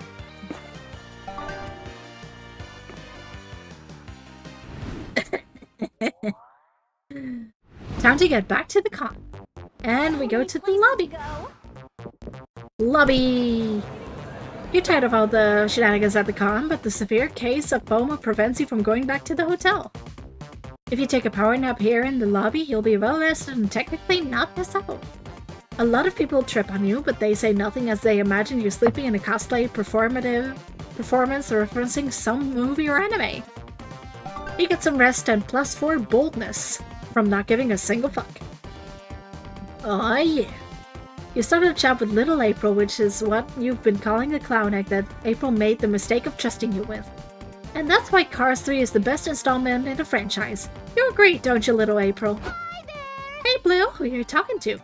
Huh? Nobody, definitely not a smaller, more delicate version of you. Okay, silly goose. I wanted to ask if you want to get a bite to eat, my treat.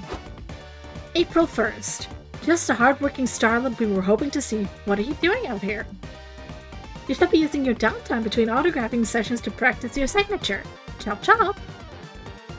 I was actually gonna get lunch with Blue, if it's okay with you, Mrs. Managers.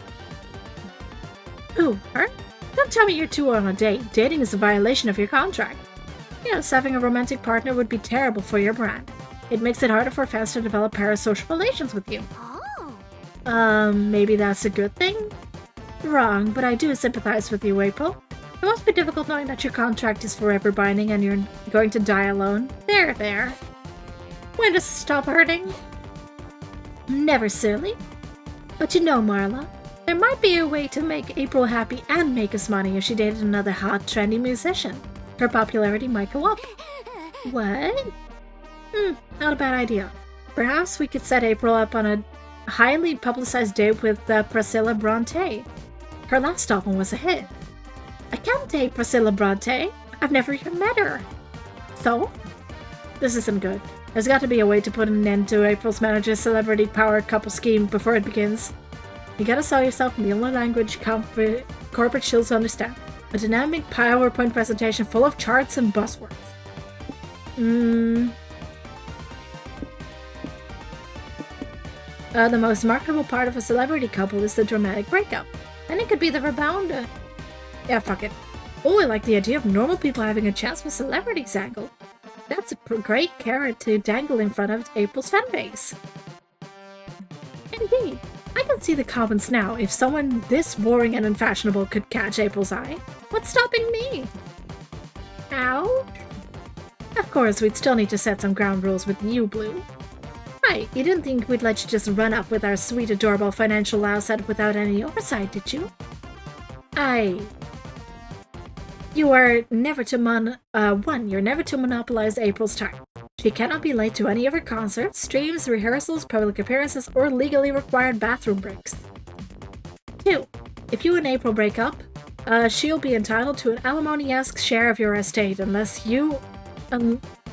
or until she writes a breakup song about you that hits double platinum. 3. You and April are never to do anything that could result in procreation during your sexual encounters. I love pregnancy scandals and I'm not taking any chances. So, Ado's still on the table, Jesus. Do we have to talk about this right now, Miss Managers? This is embarrassing. Sorry, April, but it's high time we discuss the Birds and the Bees contract. Sign here, here, and here. Bear in mind that we still need to stage some initial dates between Priscilla and April before Blue can play the rebound. So we're here to keep things platonic until the internet's filled with Priscilla split headlines. Otherwise, we'll see you within an inch of your lives. Ciao! Well, at least you got them off our backs, but it looks like going to a restaurant together is out of the question now. Maybe we could go to the hotel and order room service instead? It's a deal. You gain 2 charm for convincing everyone that Priscilla is better off as April's ex, but lose 2 creativity. A new day, a new adventure. You're feeling lucky, so you enter a poker tournament. Please nurture, play hard. You get a royal flush, so it would be great if one of the other players didn't play Zakrant, Commander of the Nether Galaxy. Lucky for you, you had a Helmet of Chaos up your sleeve. You equip it on your royal flush and beat the shit out of the Zakrant. Heck yeah! All this nonsense makes gambling at least too fun. Now it's time to enter the world of heroines with miniskirts and transformation sequences. You're attending a discussion on a magical girl anime. Hi. Damn! Damn! Ooh-ha, the magical girl roundtable has begun. All of us love magical girls, right? Alright, I need another sip. My throat is dying. You can hear it.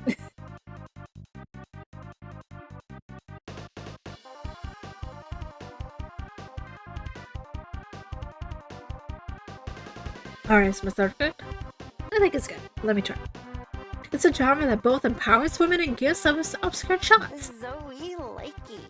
It makes my sense of feminism take a screenshot.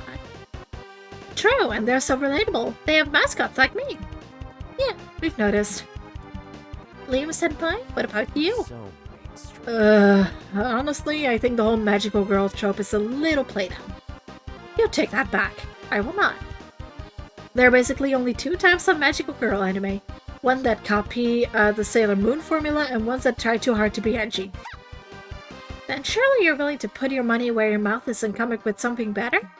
Of course! They should make a magical anime girl where, Blue, you and I were just talking about this the other day. Told everyone about my amazing subversion of magical girl tropes. Please. Aww. Who can say no to such a pathetically cute request? Come up with a new twist on the magical girl genre. The next step for the magical girl is the logical one, the magical middle-aged woman, with new unique tropes like magical soccer mom and magical MILF. There's one thing that has never been challenged in magical girl anime. It's time for magical girl who wears pants. That's the middle-aged. Quite a disruptive Yes, choice. exactly. It's a reflection on how the passage of time is inescapable, even for magical girls. Do magical middle-aged women still fight? When they can. It's hard to find time to save the world when you've got a full-time job, 2.5 kids, and a husband who won't even look at you during sex anymore. But beating up bad guys is the best part of being a magical girl.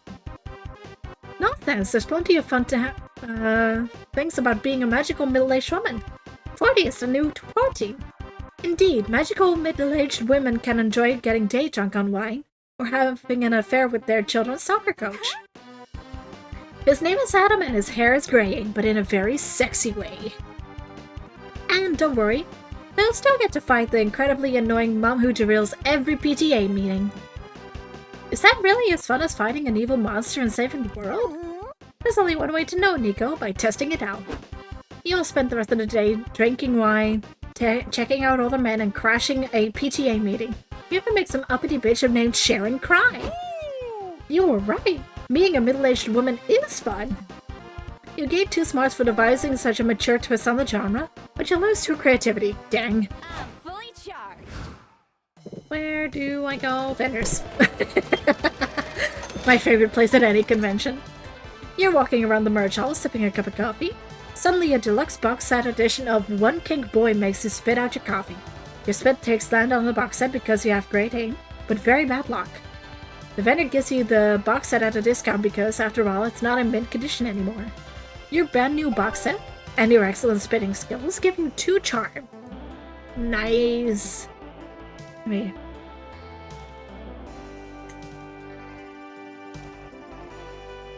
My poor throat. Oh. You, April, and Omen are visiting Leo's Yaoi stand when a new sinister-looking customer appears. Bonjour, as the French say. Greetings, sir. Can I interest you in any of my collections? I hate to brag, but they are some of my best work. You hate to brag? Then why do you do it so much? Are you some kind of masochist? Yes, your work is exquisite, Liam the Leonco.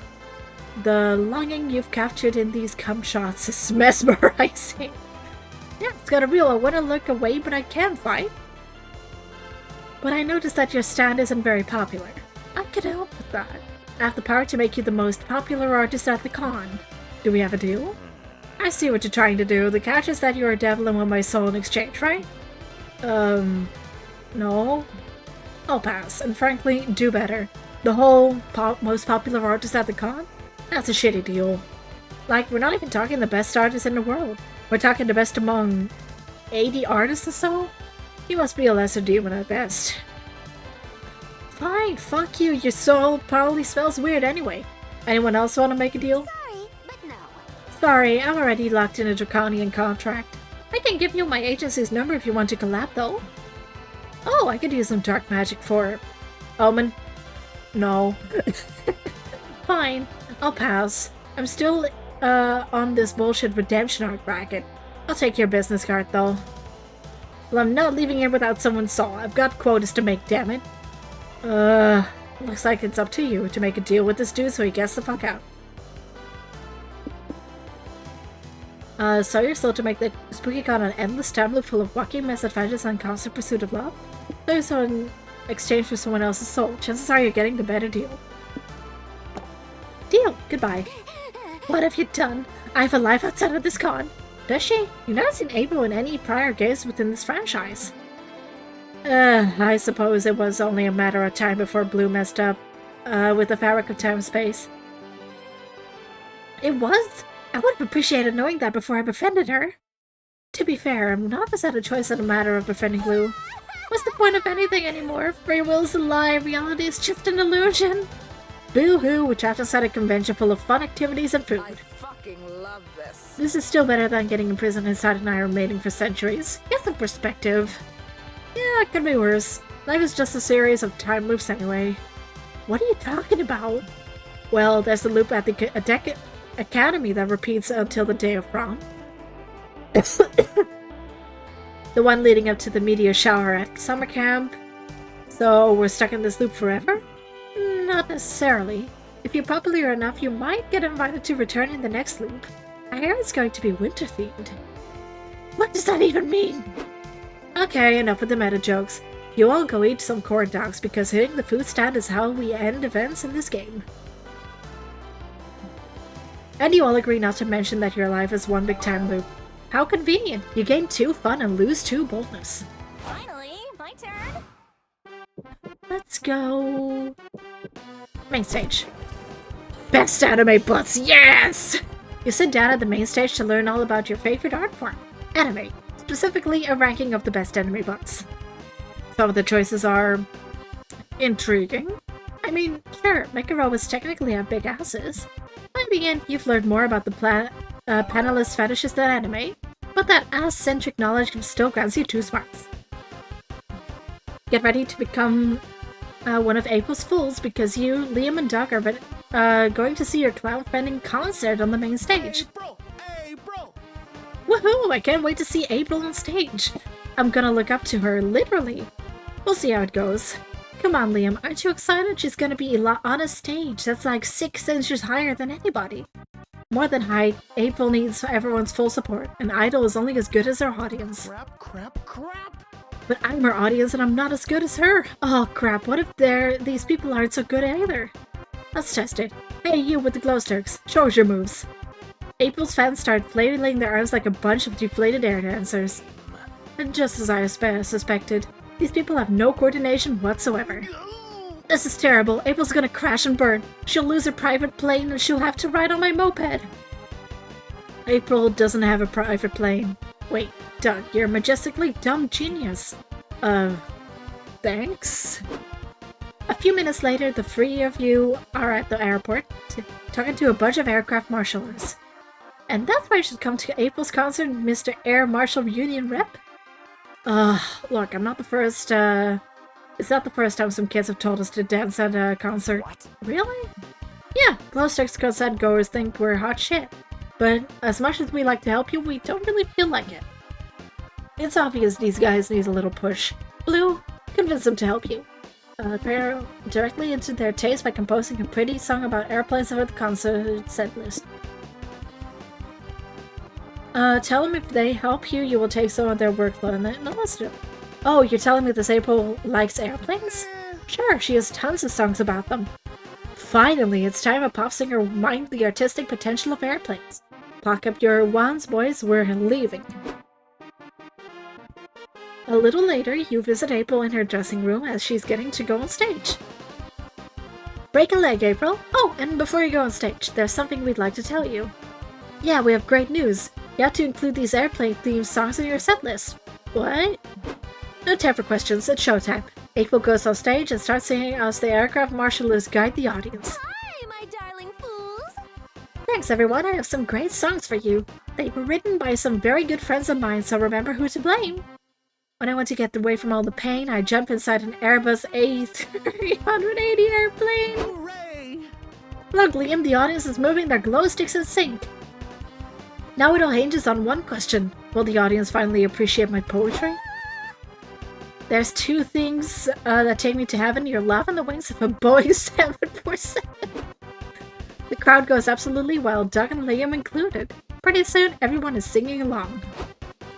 You can take all my money, but baby, please don't take away my 4-engine Lockheed C-130 Hercules. After the concert, we meet the aircraft marshals outside. Whoa, Thank you guys, your professional sick moves saved the show. No need to thank us. If anything, we're grateful to April for shedding some light on the beauty of aircraft. Anyway, our job here is done. Aircraft marshals, away. My fucking throat. The aircraft marshals lift their wands and fly away? What the fuck? The fuck? They can fly? Of course they can. I also didn't know how to speak to airplanes. That was something. Anyway, your airplane themed songs net you 2 creativity, but you lose 2 charm. Time to get back to the car. I'm gonna do a very quick BRB. I'll be right back, but my throat is positively exploding.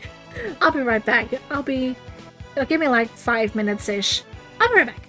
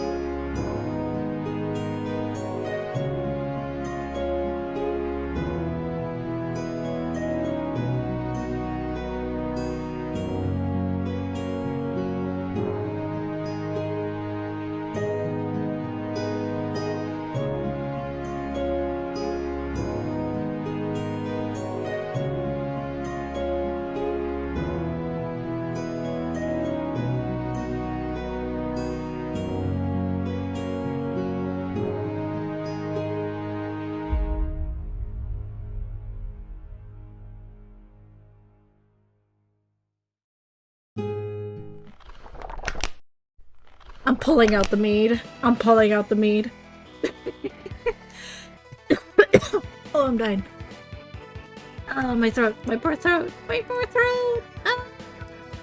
Yeah, I really need to get some mead in, because it's made of honey, and honey is good for painful throats, right? Oh, you can hear my throat actually shattering. If you go back into the stream and then go back to, like, listen for like 5 seconds and then switch back to where I am now, ooh, you're gonna hear some difference. But I'm pulling out some mead. No clue what flavor this is, but it is mead, and mead is good, so I need more. I poured the saddest amount known to mankind. That's better. It says red mead. Oh, it's with cherries. Ooh, didn't even know that. But yeah, I now have cherry mead, so my throat should be better now. Once I drink from it, at least.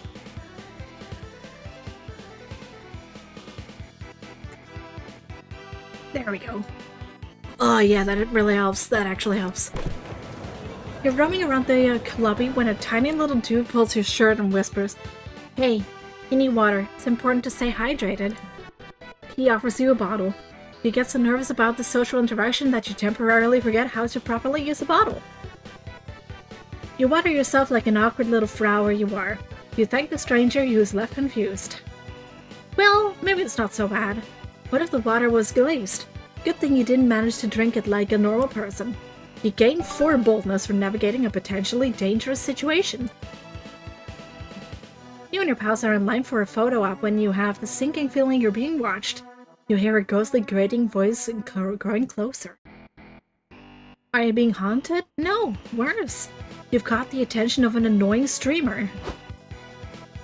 Oh no, not a streamer. Who even watches streamers?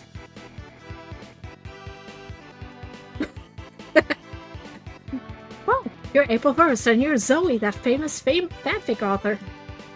What are the odds that I just happened to stalk? I mean, meet you guys with my camera on and 8,000 viewers online. Classic Liam. You're luckier than you know, good sir. You have also unwittingly encountered Leon the Leoncourt, the greatest poet to internationally never amount to anything. Sure, whatever. So, Zoe, do you think you'll ever ditch that lame vampire and write a fic about a real stud like me? I'd make a great self-cessed character. Lots of people have told me to go fuck myself. I wonder why. Now that you mention it, I once wrote a poem about fucking myself. Let me read it to you. Moon-drenched butt cheeks, invisible to the mirror. Well, you shut up, dude. The hot people here are trying to have a conversation. Too pretty for this. Then who gave you the right to talk? Huh, you're a feisty little clown, aren't you? How about you give me a honk honk for chat? Fun fact, the phrase honk honk goes back centuries in clownish culture. It began as a hunting chant for early clowns in the Middle Ages. It may have served as a form of group echolocation, as clowns were once nocturnal and tended to hunt in packs. Oh, I need more.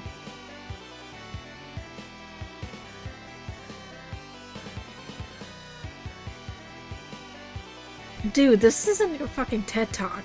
I'm trying to talk to hot babes. And you're getting in my way, butt out! You know, Liam, I'd be happy to demonstrate a midnight honk honk hunt if you want.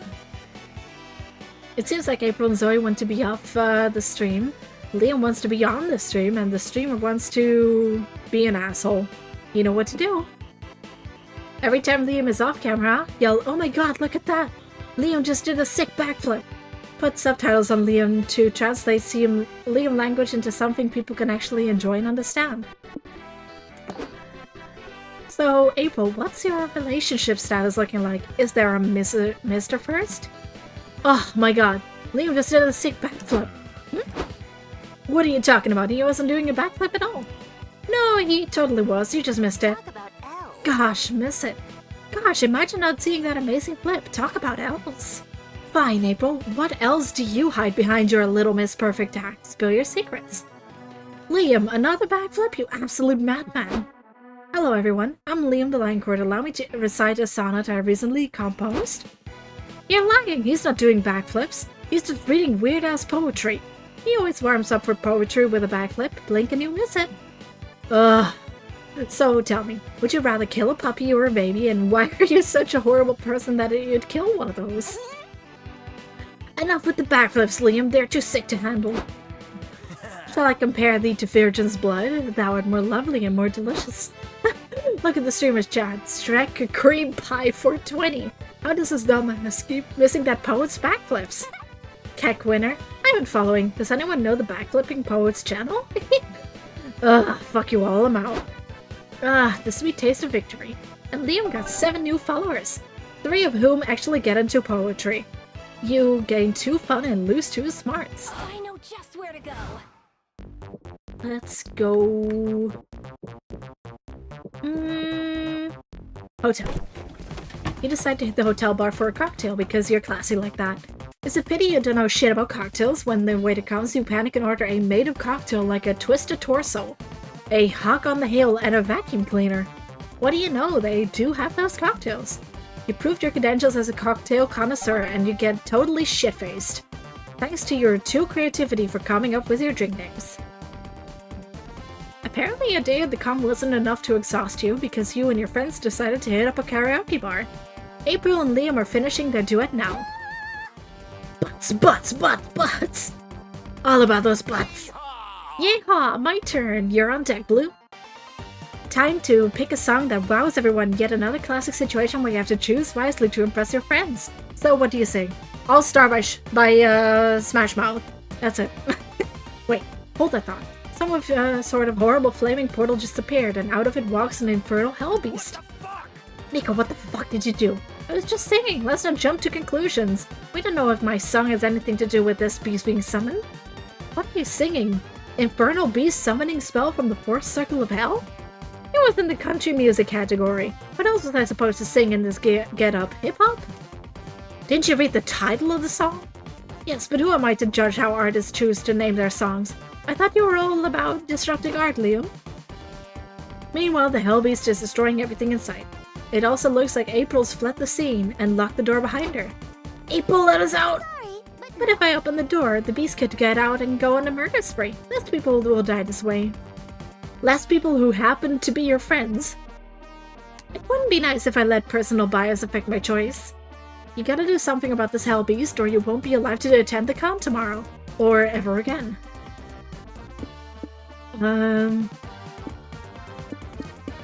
Natural Spencer Bang Best Phone. No makeup photos of her online. Take advantage. You're the one that I want from Greece. Honestly, banger choice. Banger choice. I love Greece.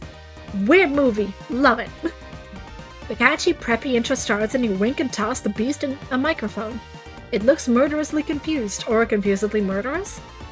But it instinctively catches the mic. That's the power of pop, baby. I got chills, they're multiplying. Roar, yells, says the murderous Hellbeast. We're doomed. After 400 years, I somehow always suspected I'd die in a karaoke booth. No, Liam, look closer. The beast isn't rampaging, it's singing. And I'm losing control, sings the murderous Hellbeast. You give the strongest, lustiest, greasiest performance of your life. The beast looks at you with respect, as if interpreting your sass as dominance. The song ends, and it seems like the beast is subdued. You stare at it, frozen, afraid to break eye contact. Then there's a knock at the booth door. Are you all done in there? We have this room reserved. It's our turn. Yes, by all means, get in there. You all flee the room and block the door behind you. that was cool. Great job, Blue. You dominated that song. A compliment is the perfect diversion to make them all forget that I left them to die. What? I really did like your performance. It can be bold. Hooray, you saved everyone's lives. You're so proud of yourself that you almost don't hear the screams of those other people being mauled to death in the karaoke booth. You gain 2 creativity and lose 2 boldness. Let's go. Let's go! Main stage. How to add loot boxes to your game. Don't. Woo! That's it. This is the best panel. Awesome. Don't change anything. Best part of the game. I need a drink.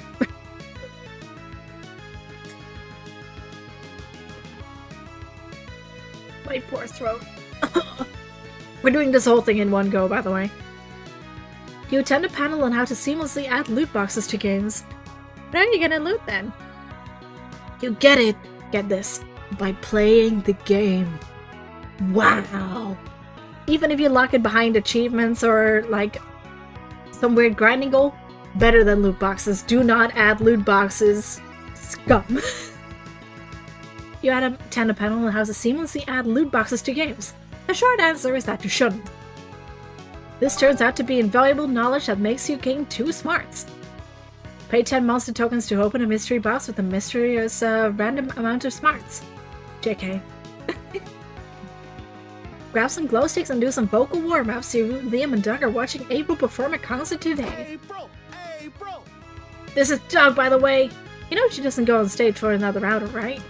Yeah, but I still wanted to know we're here to support her, so she'll do well. Unfortunately, whether or not April's concert goes well is out of our hands. A good idol concert needs rigor, cohesion, functional glow stick choreography. And April's Fools, well, look random. You'll look at the crowd attempting to pump their glow sticks to the beat of the song playing on the loudspeaker. If you were trying to time your heart to the synchronous beat our April's Fools produce, you'd surely go into cardiac arrest. Oh god, they really are terrible. What if April's concert is bad? She'll be so sad she might get depressed and quit music and shave all her hair off. That's a bit extreme. Extreme problems that require extreme freakouts, Liam. We have to make sure this concert goes well. April's life basically depends on it. It's up to you guys to save the concert. How can you make April's Fools be more in sync? Harvest all their souls and hoard them all together inside a single raccoon. Then bring them back. It's like a coordination furry bootcamp. Make a deal with the devil. April's Fools will get a decent coordination in exchange for 10 years of their lives. They'll thank you later.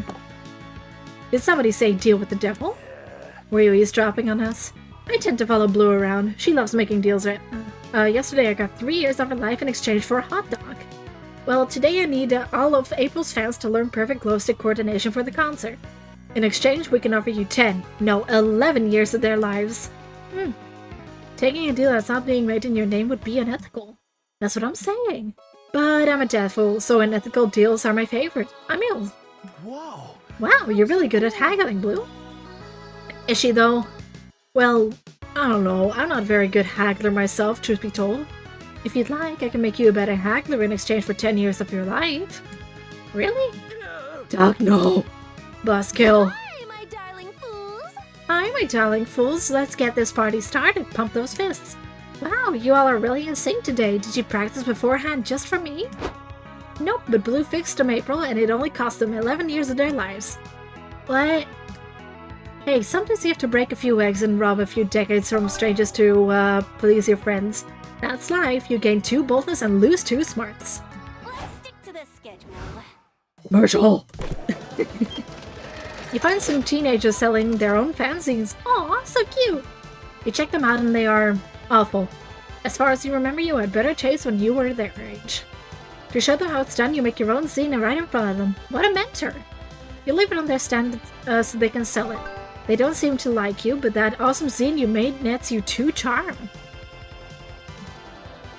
Afterward, you're checking out the video game showcase with Leon, Owen, and April. You pass the jolly indie devil Wazy down. Hello, do y'all have 20 minutes to try out my game? I'd appreciate your feedback. Classic Liam. Of course, finally, someone who appreciates the quality of Liam the Leo Kurt's feedback. Uh-oh. Those words have never led to good feedback, but it's too late, you all played the demo. I need to drink more, my poor throat.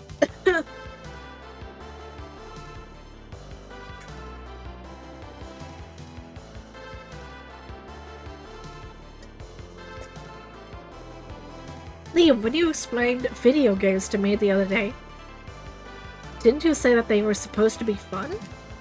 Well, Omen, to be exact, video games can also be art. But this one is neither fun nor art. Guys, chill, we're probably just not the target audience. Clearly this game was made to appeal to people with no taste. Is there anything specific that you think could be improved?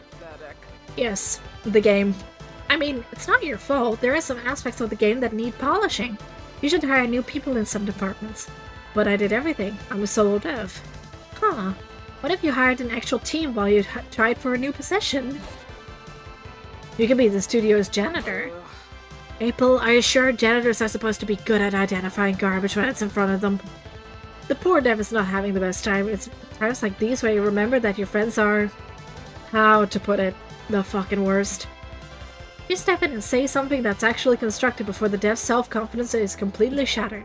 Compliment the dev on his shoes, so he immensely and for so long that he forgets you were talking about his video game to begin with. If backhanded compliments feel bad, maybe you should twist your friend's word to sound like some sort of bad handing trashing that actually feels okay. Compliment the shoes. Hey, I love your shoes, dude. They actually bring out your shins. Indeed. I'm not a big, myself are not a fan of big, high-top sneakers, but on you they look like shoes. That's nice of you to say, I think, so about the game. And look at how big your shoes are. Are you part clown? Honk honk. Thanks, I guess, but really should get back to the... I also love the color of your shoelaces. I think I saw the president wear... Okay. It's one of those... Oh, thanks. I thought the traffic cone orange was really fashionable. It's like I've always said, shoelaces make or break the outfit and possibly your fault. What is everyone going on about? Those shoes are hideous. Omen, we're trying to be nice here. Say something positive about the shoes. Why? They are ugly shoes. Were you not the ones to tell me that lying is evil and wrong? Well, this has been fun. Goodbye. Good luck with your game, and don't lose those shoes. They're keepers. I look back to see the dev smiling at his shoes. Success, probably. You gained 2 charm for your complimenting shields. However, your friends later gift you the same shoes. It's not that they remembered how much you liked them, but god, they're ugly shoes. You also lose 2 creativity. Time to get some fresh air! I should get some snacks. April! Let's talk about hobbies. Well, you know how I love clowning around, like J-pop, idols, video games, singing, dancing. But anyone who follows your stream knows that much. Give me the VIP stuff. I want to know more about you. There's not much more to it, Blue. What are you expecting to hear? That I have secret hobbies such as committing crimes? You're such a silly goose. You silly goose. Well, let's break this pregnant pause. Little known fact, I've been getting into golf recently. Okay, didn't see that one coming. Why? Why golf? With the channel and all, it's like I'm supposed to do fun stuff all the time, to be entertaining 24/7. I think I just wanted to get into something rather boring. People will tell you golf is actually riveting, and... nah, they're full of shit. It's news and I love it for that. I see. It's not the biggest passion ever, but it's surely one that isn't known by the public. The company would never approve of a hobby that far from my brand. I like it. Well, I do approve. We could even play golf together one day. Or maybe mini-golf. I feel like I'd enjoy that one. No! No, do not try to make golf sillier. I mean, honk? Okay, golf it is. You spend the rest of the night looking at golf equipment. You are now intrigued by how April would look in golfing attire. Day 4 of the con! Brainstorming reanimates my brain. It's almost time to find a date, but first it's almost time to publish a comic. Now is your chance for one final brainstorming session to polish it. What's illegal but should be illegal? Telling people Santa isn't real, people deserve magic in their lives, getting a tattoo of someone else's mom, just got a tattoo of a skull. It's cooler and you can always pretend it's a skull of someone else's mom. Misusing internet slang, if you're not in on a joke, don't even try. Stealing someone's identity. Nothing is as attractive as being yourself. Know this one. Underrated activities for a third date. Punching cherry trees until they blossom just for you and your date.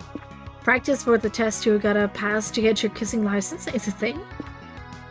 Reading chapter 53 of Don Quixote's second volume, a truly thrilling page turner. studying contraception. You'll look responsible while also hinting that you want to fuck. Punching a tree. Time to get back to the con. The final day. Oh, I know just where to go. Let's go to the expo. You're walking around the lobby when you feel a sudden urge to pee. Look for a bathroom, quick. The bathrooms are gross, but you know the thing about bathrooms is that using them always ensures +4 boldness. It's the main reason why people use them. Some things never change. Later, you and April's clown egg are having one of your now frequent heart-to-heart chats. Can I tell you a secret, little April? I think I'm really starting to like Big April, and this might be crazy, but I think she might like me too. But you can't tell her, okay? Not even with the telepathic connection I'm convinced you two share. Then your alarm goes off. April's done with work for the day. You stuff little April in your pocket and run up to meet her with our big sister. Hi, cutie pie. Hi, Blue. It's great to see you. What do you want to do now that I'm free? Whatever you feel like. I just hope nobody tries to split us up this time. Ugh, same. How many times? How crazy would it be that it happened again? Who would even try to come between us now? A jealous ex, or maybe the government? Well, anyway, I was thinking we could... It's me. Hey, April. I've been looking all over for you. I met this guy that you have to date. Oh, since when do you like to play matchmaker, Nico? Since right now, be my new friend and your soulmate, Serpentito. Damn! Hola, my sweet tropical flower. Let me wrap myself around your gorgeous, delicate throat. You're joking, right? I would never joke about the true love between a clown and a sexy snake. Damn, little April. I ought to know that there'd be another bump in the road for her making Big April mine. What the heck, Blue? I thought you registered my clownette days ago. Instead you're just talking to it? That's so creepy. This seems like a bad time. Serpentito and I can come back later. Yikes, the psychosexual attachment you formed with little April seems to be freaking out Big April. Is there any way you can smooth this over and still get the girl? Explain to April that this isn't creepy at all because you collect painted eggs that look like all of your friends. Explain to April that you could never abandon something as precious as an egg she laid. What? What? You heard me. How could you ask me to abandon your precious child at some cold and loving registry? You really think I laid this egg? Well, yeah. Out of your clown cloaca, I assume. My what? Oh, you didn't know? Sex ed really is going downhill, huh? The cloaca is an orifice that ejects the lower body excretions such as poop, eggs, and... I know what a fucking cloaca is. I just don't have one. I mean, where did you get these weird assumptions on clown anatomy exactly? The Wikipedia page for clowns and fish. I didn't expect so much overlap in those two species, but I'm not one to judge. I think you read the page for clownfish. Fish and clowns have extremely different anatomies for the record. They do? Jeez, no wonder I flunked biology. Either way, I'm really sorry I didn't register your egg. I just thought it was an important part of you, and... well, you're really important to me. You're such a silly goose. Aw, you silly goose. I can't stay mad at you. Even when you're being a bit of an idiot. Actually, especially then, huh, honk? Look at that. Being an idiot finally got you laid. Never give up on your dreams. You and April go out to a dinner to celebrate. You order an omelette in little April's honor with a side of hash browns and 2 charm. Finally, my turn. Nice. Main stage. How to make your player character truly charismatic. You grab a seat at the main stage. There, Balance talks about making interesting playing characters. Apparently, they should be color coordinated, have a distinct personality, and also a cool name like Kratos, Luigi, or Blue. You'd already make an awesome PC, and that self-knowledge equals 2 smarts. Sometime later, you and April are chilling in the hotel watching the original Godzilla movie together. I love this part, don't tell anyone, but I had a huge crush on the kaiju when I was a kid.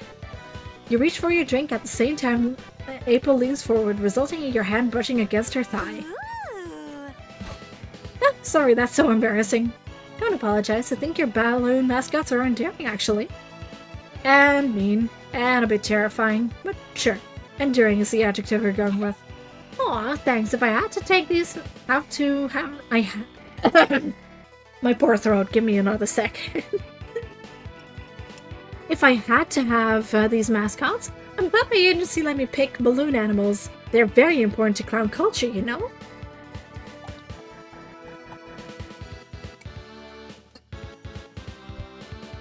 Pouring myself some nice meat again.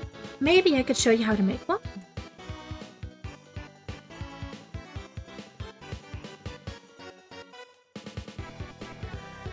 Yes, I'd love that. April gets a balloon and positions herself behind you, guiding your hands through the motions. You want to blow in enough air to inflate it, but not so much that you pop it immediately. Got it. Etch the balloon. You're such a silly goose. Oh, you silly goose. Now, what do you say we make this balloon doggy style? Twisted here to make the snout, and here to make the legs. No, over here. You're so close. Yes, you did it. Thanks. You want to keep it? Sure. You know, exchanging balloon animals was a form of clone courtship back in the day. Well, in that case, where's my balloon animal? Oh my. Well, it would kill me if she knew I was exchanging balloon animals out of wedlock. But yeah, I'll make you one. What do you want it to be? A balloon shape that encapsulates all of April's hopefully horny feelings about you. Balloon. Boobs, but balloon. Let me think. Should I make a... No, what did... Oh, got it. April grabs a new balloon and blows it up. You wait for her to make some sort of shape, but she just hands it to you. Here you go. What do you think? You're expecting her to make something more complicated than a single oblong balloon? Maybe she doesn't actually like you all that much. It's nice. Is it a worm? Oh. No, it's an erection. I thought it'd be funny. Oh, I see. So it's like your balloon partner for me? This is getting weird. You and April share some intense eye contact as you fondle her plastic erection. You run her fingers along the shaft. What the hell is going on? I don't know how to say this. Sorry, gotta go. Did you just give, April? What the hell is this?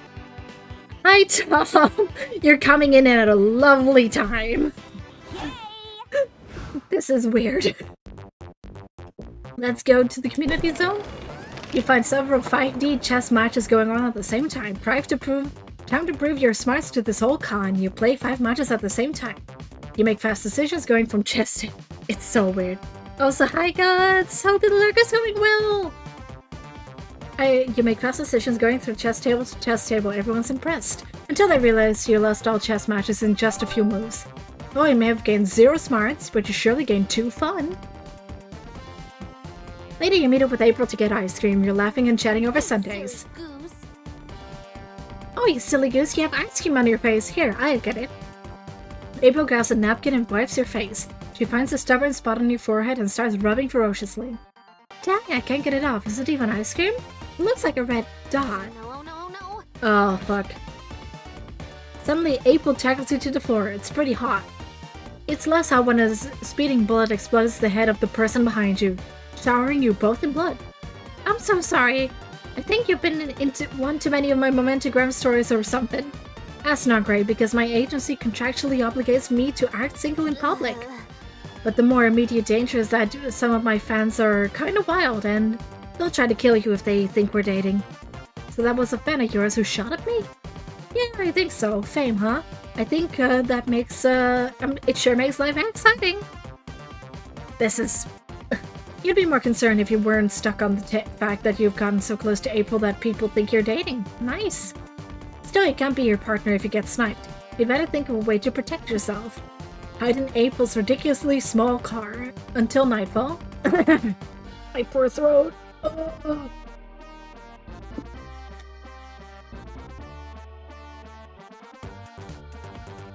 Let's do it with the baby. You quickly get a hold of a random baby. It's actually really worrisome how easy it was. The next day you meet up with April for breakfast with your tiny meat shield in tow. Hey Blue, I didn't know you had a baby. Yep, just picked her up. Isn't she the cutest? You quickly hold the baby in front of your face to block the sniper dart that just beamed in through the window. She is. I gotta say, I admire that you've managed to make the most of the con while taking care of the baby. It shows a lot of maturity. You nod sagely as you reposition the baby to block your right temple. Oh. Why do you keep holding her like that? Oh, to get more sunlight, she needs to photosynthesize. Isn't that for plants? What do you know? Have you ever been a single mother? The sniper takes a shot, but a wait just accidentally walks in front of the bullet and dies instead. That's lucky considering you don't have a backup baby. Oh. Oh, you're using the baby to block the sniper, aren't you? It depends. Would you be mad if I said yes? Of course not. If anything, it's super smart. I'm gonna ask my agency if I can have an emergency baby on stage with me at my next concert. Honk. Sniper dot on your left. Move the baby. You and April have a fantastic date, and by strategically repositioning the baby, you managed to survive too. You win-win. You gain 2 charm and lose 2 fun. Finally, my turn. Let's go to the merch hall. You find a portrait artist at the artist alley. Apparently they can accurately portray your soul. You've always wondered what your soul looks like. Buff? Small and cute? Hey, maybe it's ginger-haired. No, it's just you with a weird blue glow around you. But hey, that glow sure adds 2 charm to your looks. You're prowling the merch hall with Liam, April, and Owen when you nearly trip over an enthusiastic fanzine seller in the aisle. Hi. Oh, they look cute. I wish they were an option. Hi. Do any of you have a craving for amazingly mediocre art? If so, buy one of my zines. Absolutely not. I only purchase mediocre art if it is deliberately mediocre for ironic purposes. Sorry, I can't. I'm saving the last of my money for something I actually want to buy. It's something called Anything But Your Zine. Don't any of you care about supporting starving artists? No, I believe in the survival of the fittest. To the wolves with you. What about your quiet friend in the back? I bet she wants a zine. She's looking at you. Fuck, you're definitely the weakest link of the group. Your friends have the stamina to refuse her all day, but Blue? People, please are extraordinaire? You're totally gonna cave. Okay, I'll buy a zine. Okay, 1 sold, 99 to go. I'm so gonna break even today. Which zine will you choose? Everyone knows one artistic taste is a great way to determine identity. Maybe even the worth. Don't worry, Blue, we're not gonna judge you just for whatever silly fanzine you buy. Out loud, anyway. This is, a fun game. I was totally gonna judge her aloud. Likewise, my judgments are just too good not to share them publicly. This simple transaction has turned into a desperate bid to impress your friends. Why does this always happen to you? Choose a zine wisely. Love Letters I Never Sent, a romantic zine based on the true story of the world's most unethical postman.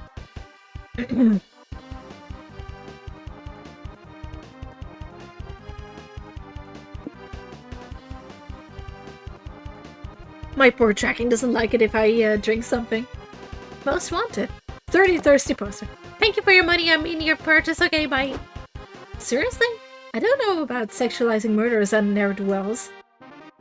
Is it really sexualizing if they were sexy to begin with, Liam? Exactly, I'm both a murderer and a ne'er-do-well, and I find no problem in the fact that I am sexy. Leave Blue alone. Yeah, leave Blue alone. Your fingers start flipping through the zine. They seem much more interested in it now that you forked over the money for it. Okay, but this one is just the Hamburglar. How does stealing some burgers make you an international criminal? Well, according to his description, he also committed multiple war crimes. You know what they say, stealing burgers is a slippery slope into war crimes, honk. I have the feeling that no one ever has said that.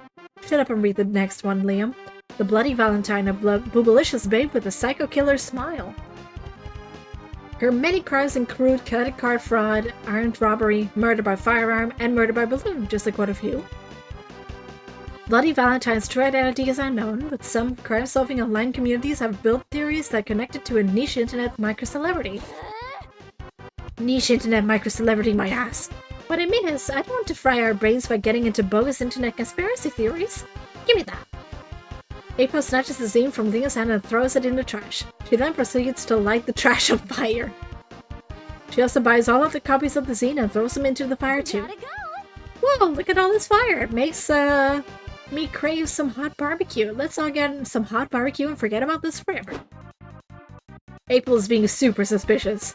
But then again, this is barbecue you're talking about. You lose 2 charm, but you gain 2 fun. And that's the end. The last day of the con is here. Who will be your con love? April. Ask April to the con after party? Yes. Let's check your comic. Finally, the art gang gathers round to put all the pieces of your greatest masterpiece together. Time to see the fruits of your labor. Oh, Everyone's to kiss me on the mouth is said to be the next harem sensation. Jacqueline is a humble country girl who moves to the big city in search of a pair of fancy city pants that complement her bumpkin butt. Little does she know that she'll find his love. Due to fate and the precarious state of the economy, she'll end up sharing an apartment with several smoking hot roommates. The roommates all have one thing in common. None of them can resist Jacqueline's inexplicable ability to transform into a tiger. Here's the buff. There's the buff, ever horny Morty, quiet, handsome Miami, seductive breathtaking Milo, and many more. I'm so confused. As if this wasn't enough, Jacqueline will also struggle to get used to the urban life's most puzzling aspect. The fact that streets somehow have smarts. Ah, poor Jacqueline. So many changes and so many suitors, but she couldn't decide who to reciprocate for one big reason. Her creature living in her bed told her to wait. Only one thing is clear, there will be lots of kissing on the mouth. Lappy, of course you're going for the fucking bowl. Oh, you're back. I thought you were still mad at me after I got a tattoo of your mom while I was drunk. Jack, I could never be mad at you. Actually, there's something I've always wanted to tell you. Milo, you bastard, I heard you from the shower. And he's naked. He swore none of us would kiss Jacqueline on the mouth until the cherry trees blossomed. Well, I realized maybe Jacqueline should have since saying that. And also, fuck you. Hey guys, what's happening out here? To be continued.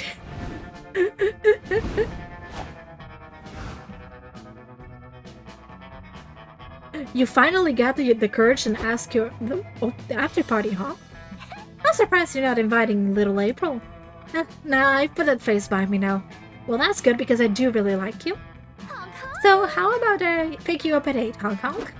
Yes, we did it, old friend. The after party was great, but the end of the night was even better. You silly goose.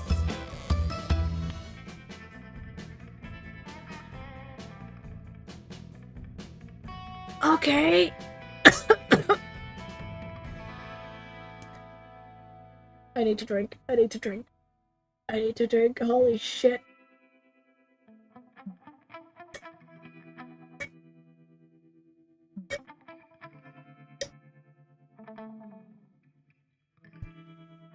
Oh my god. I need a second to process this. This is most likely the best day of my life. Soon after the con was over, you and April went together to give little April to the Clown Egg Registry. It's a tearful farewell. Honk honk.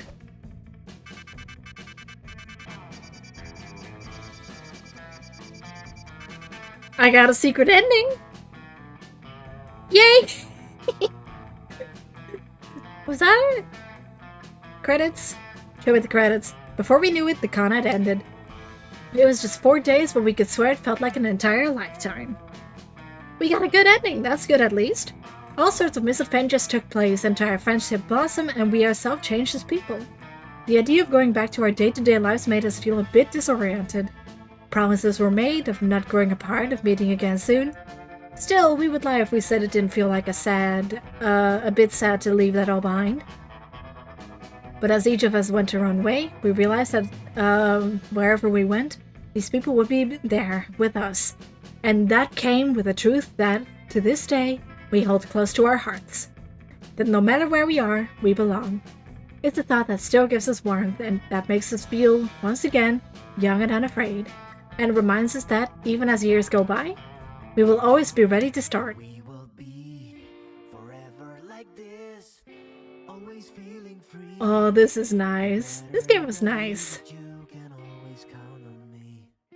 Come and you will Aww. see we're everything we need. We were meant to find each other. I think I'm gonna get copyright struck for this.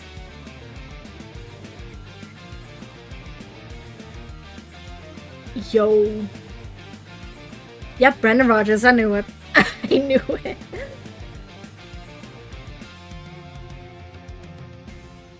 When you're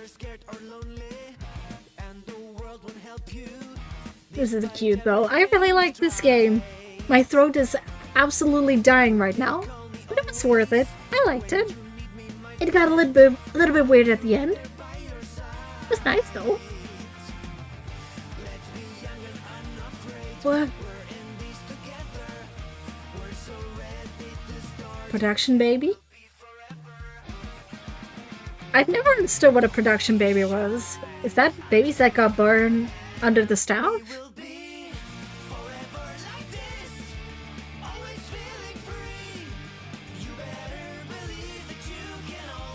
I never understand. Oh, that's so cool.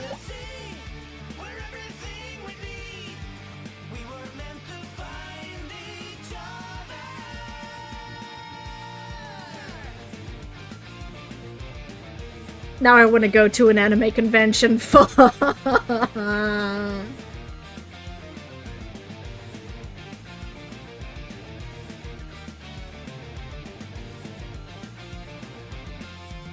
I want to go to an anime convention. This was nice though. I really liked it. We did it! I don't know how to end this. I don't know how. Oh, a new plot line. You can now call Sawyer. You can now call Bruce. A new outfit for... Hello? Hold on.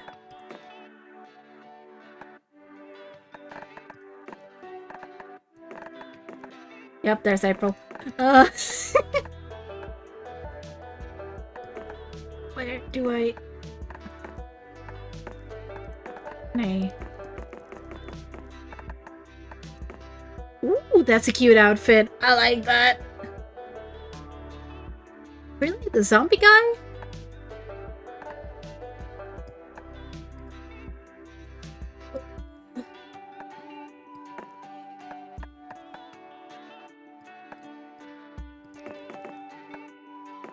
What else is there? There's a fucking hot snake. We got a hot snake. Everything is so cute. But,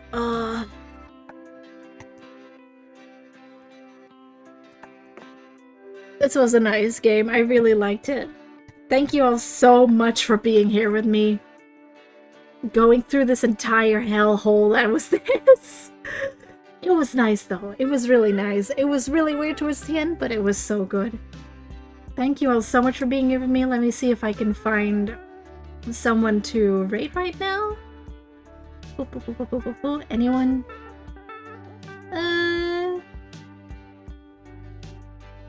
You know what? Let's do... Someone's playing Final Fantasy. Can't go wrong with that. So yeah, thank you all so much for being here with me. And I'll see you all again very soon. Bye bye!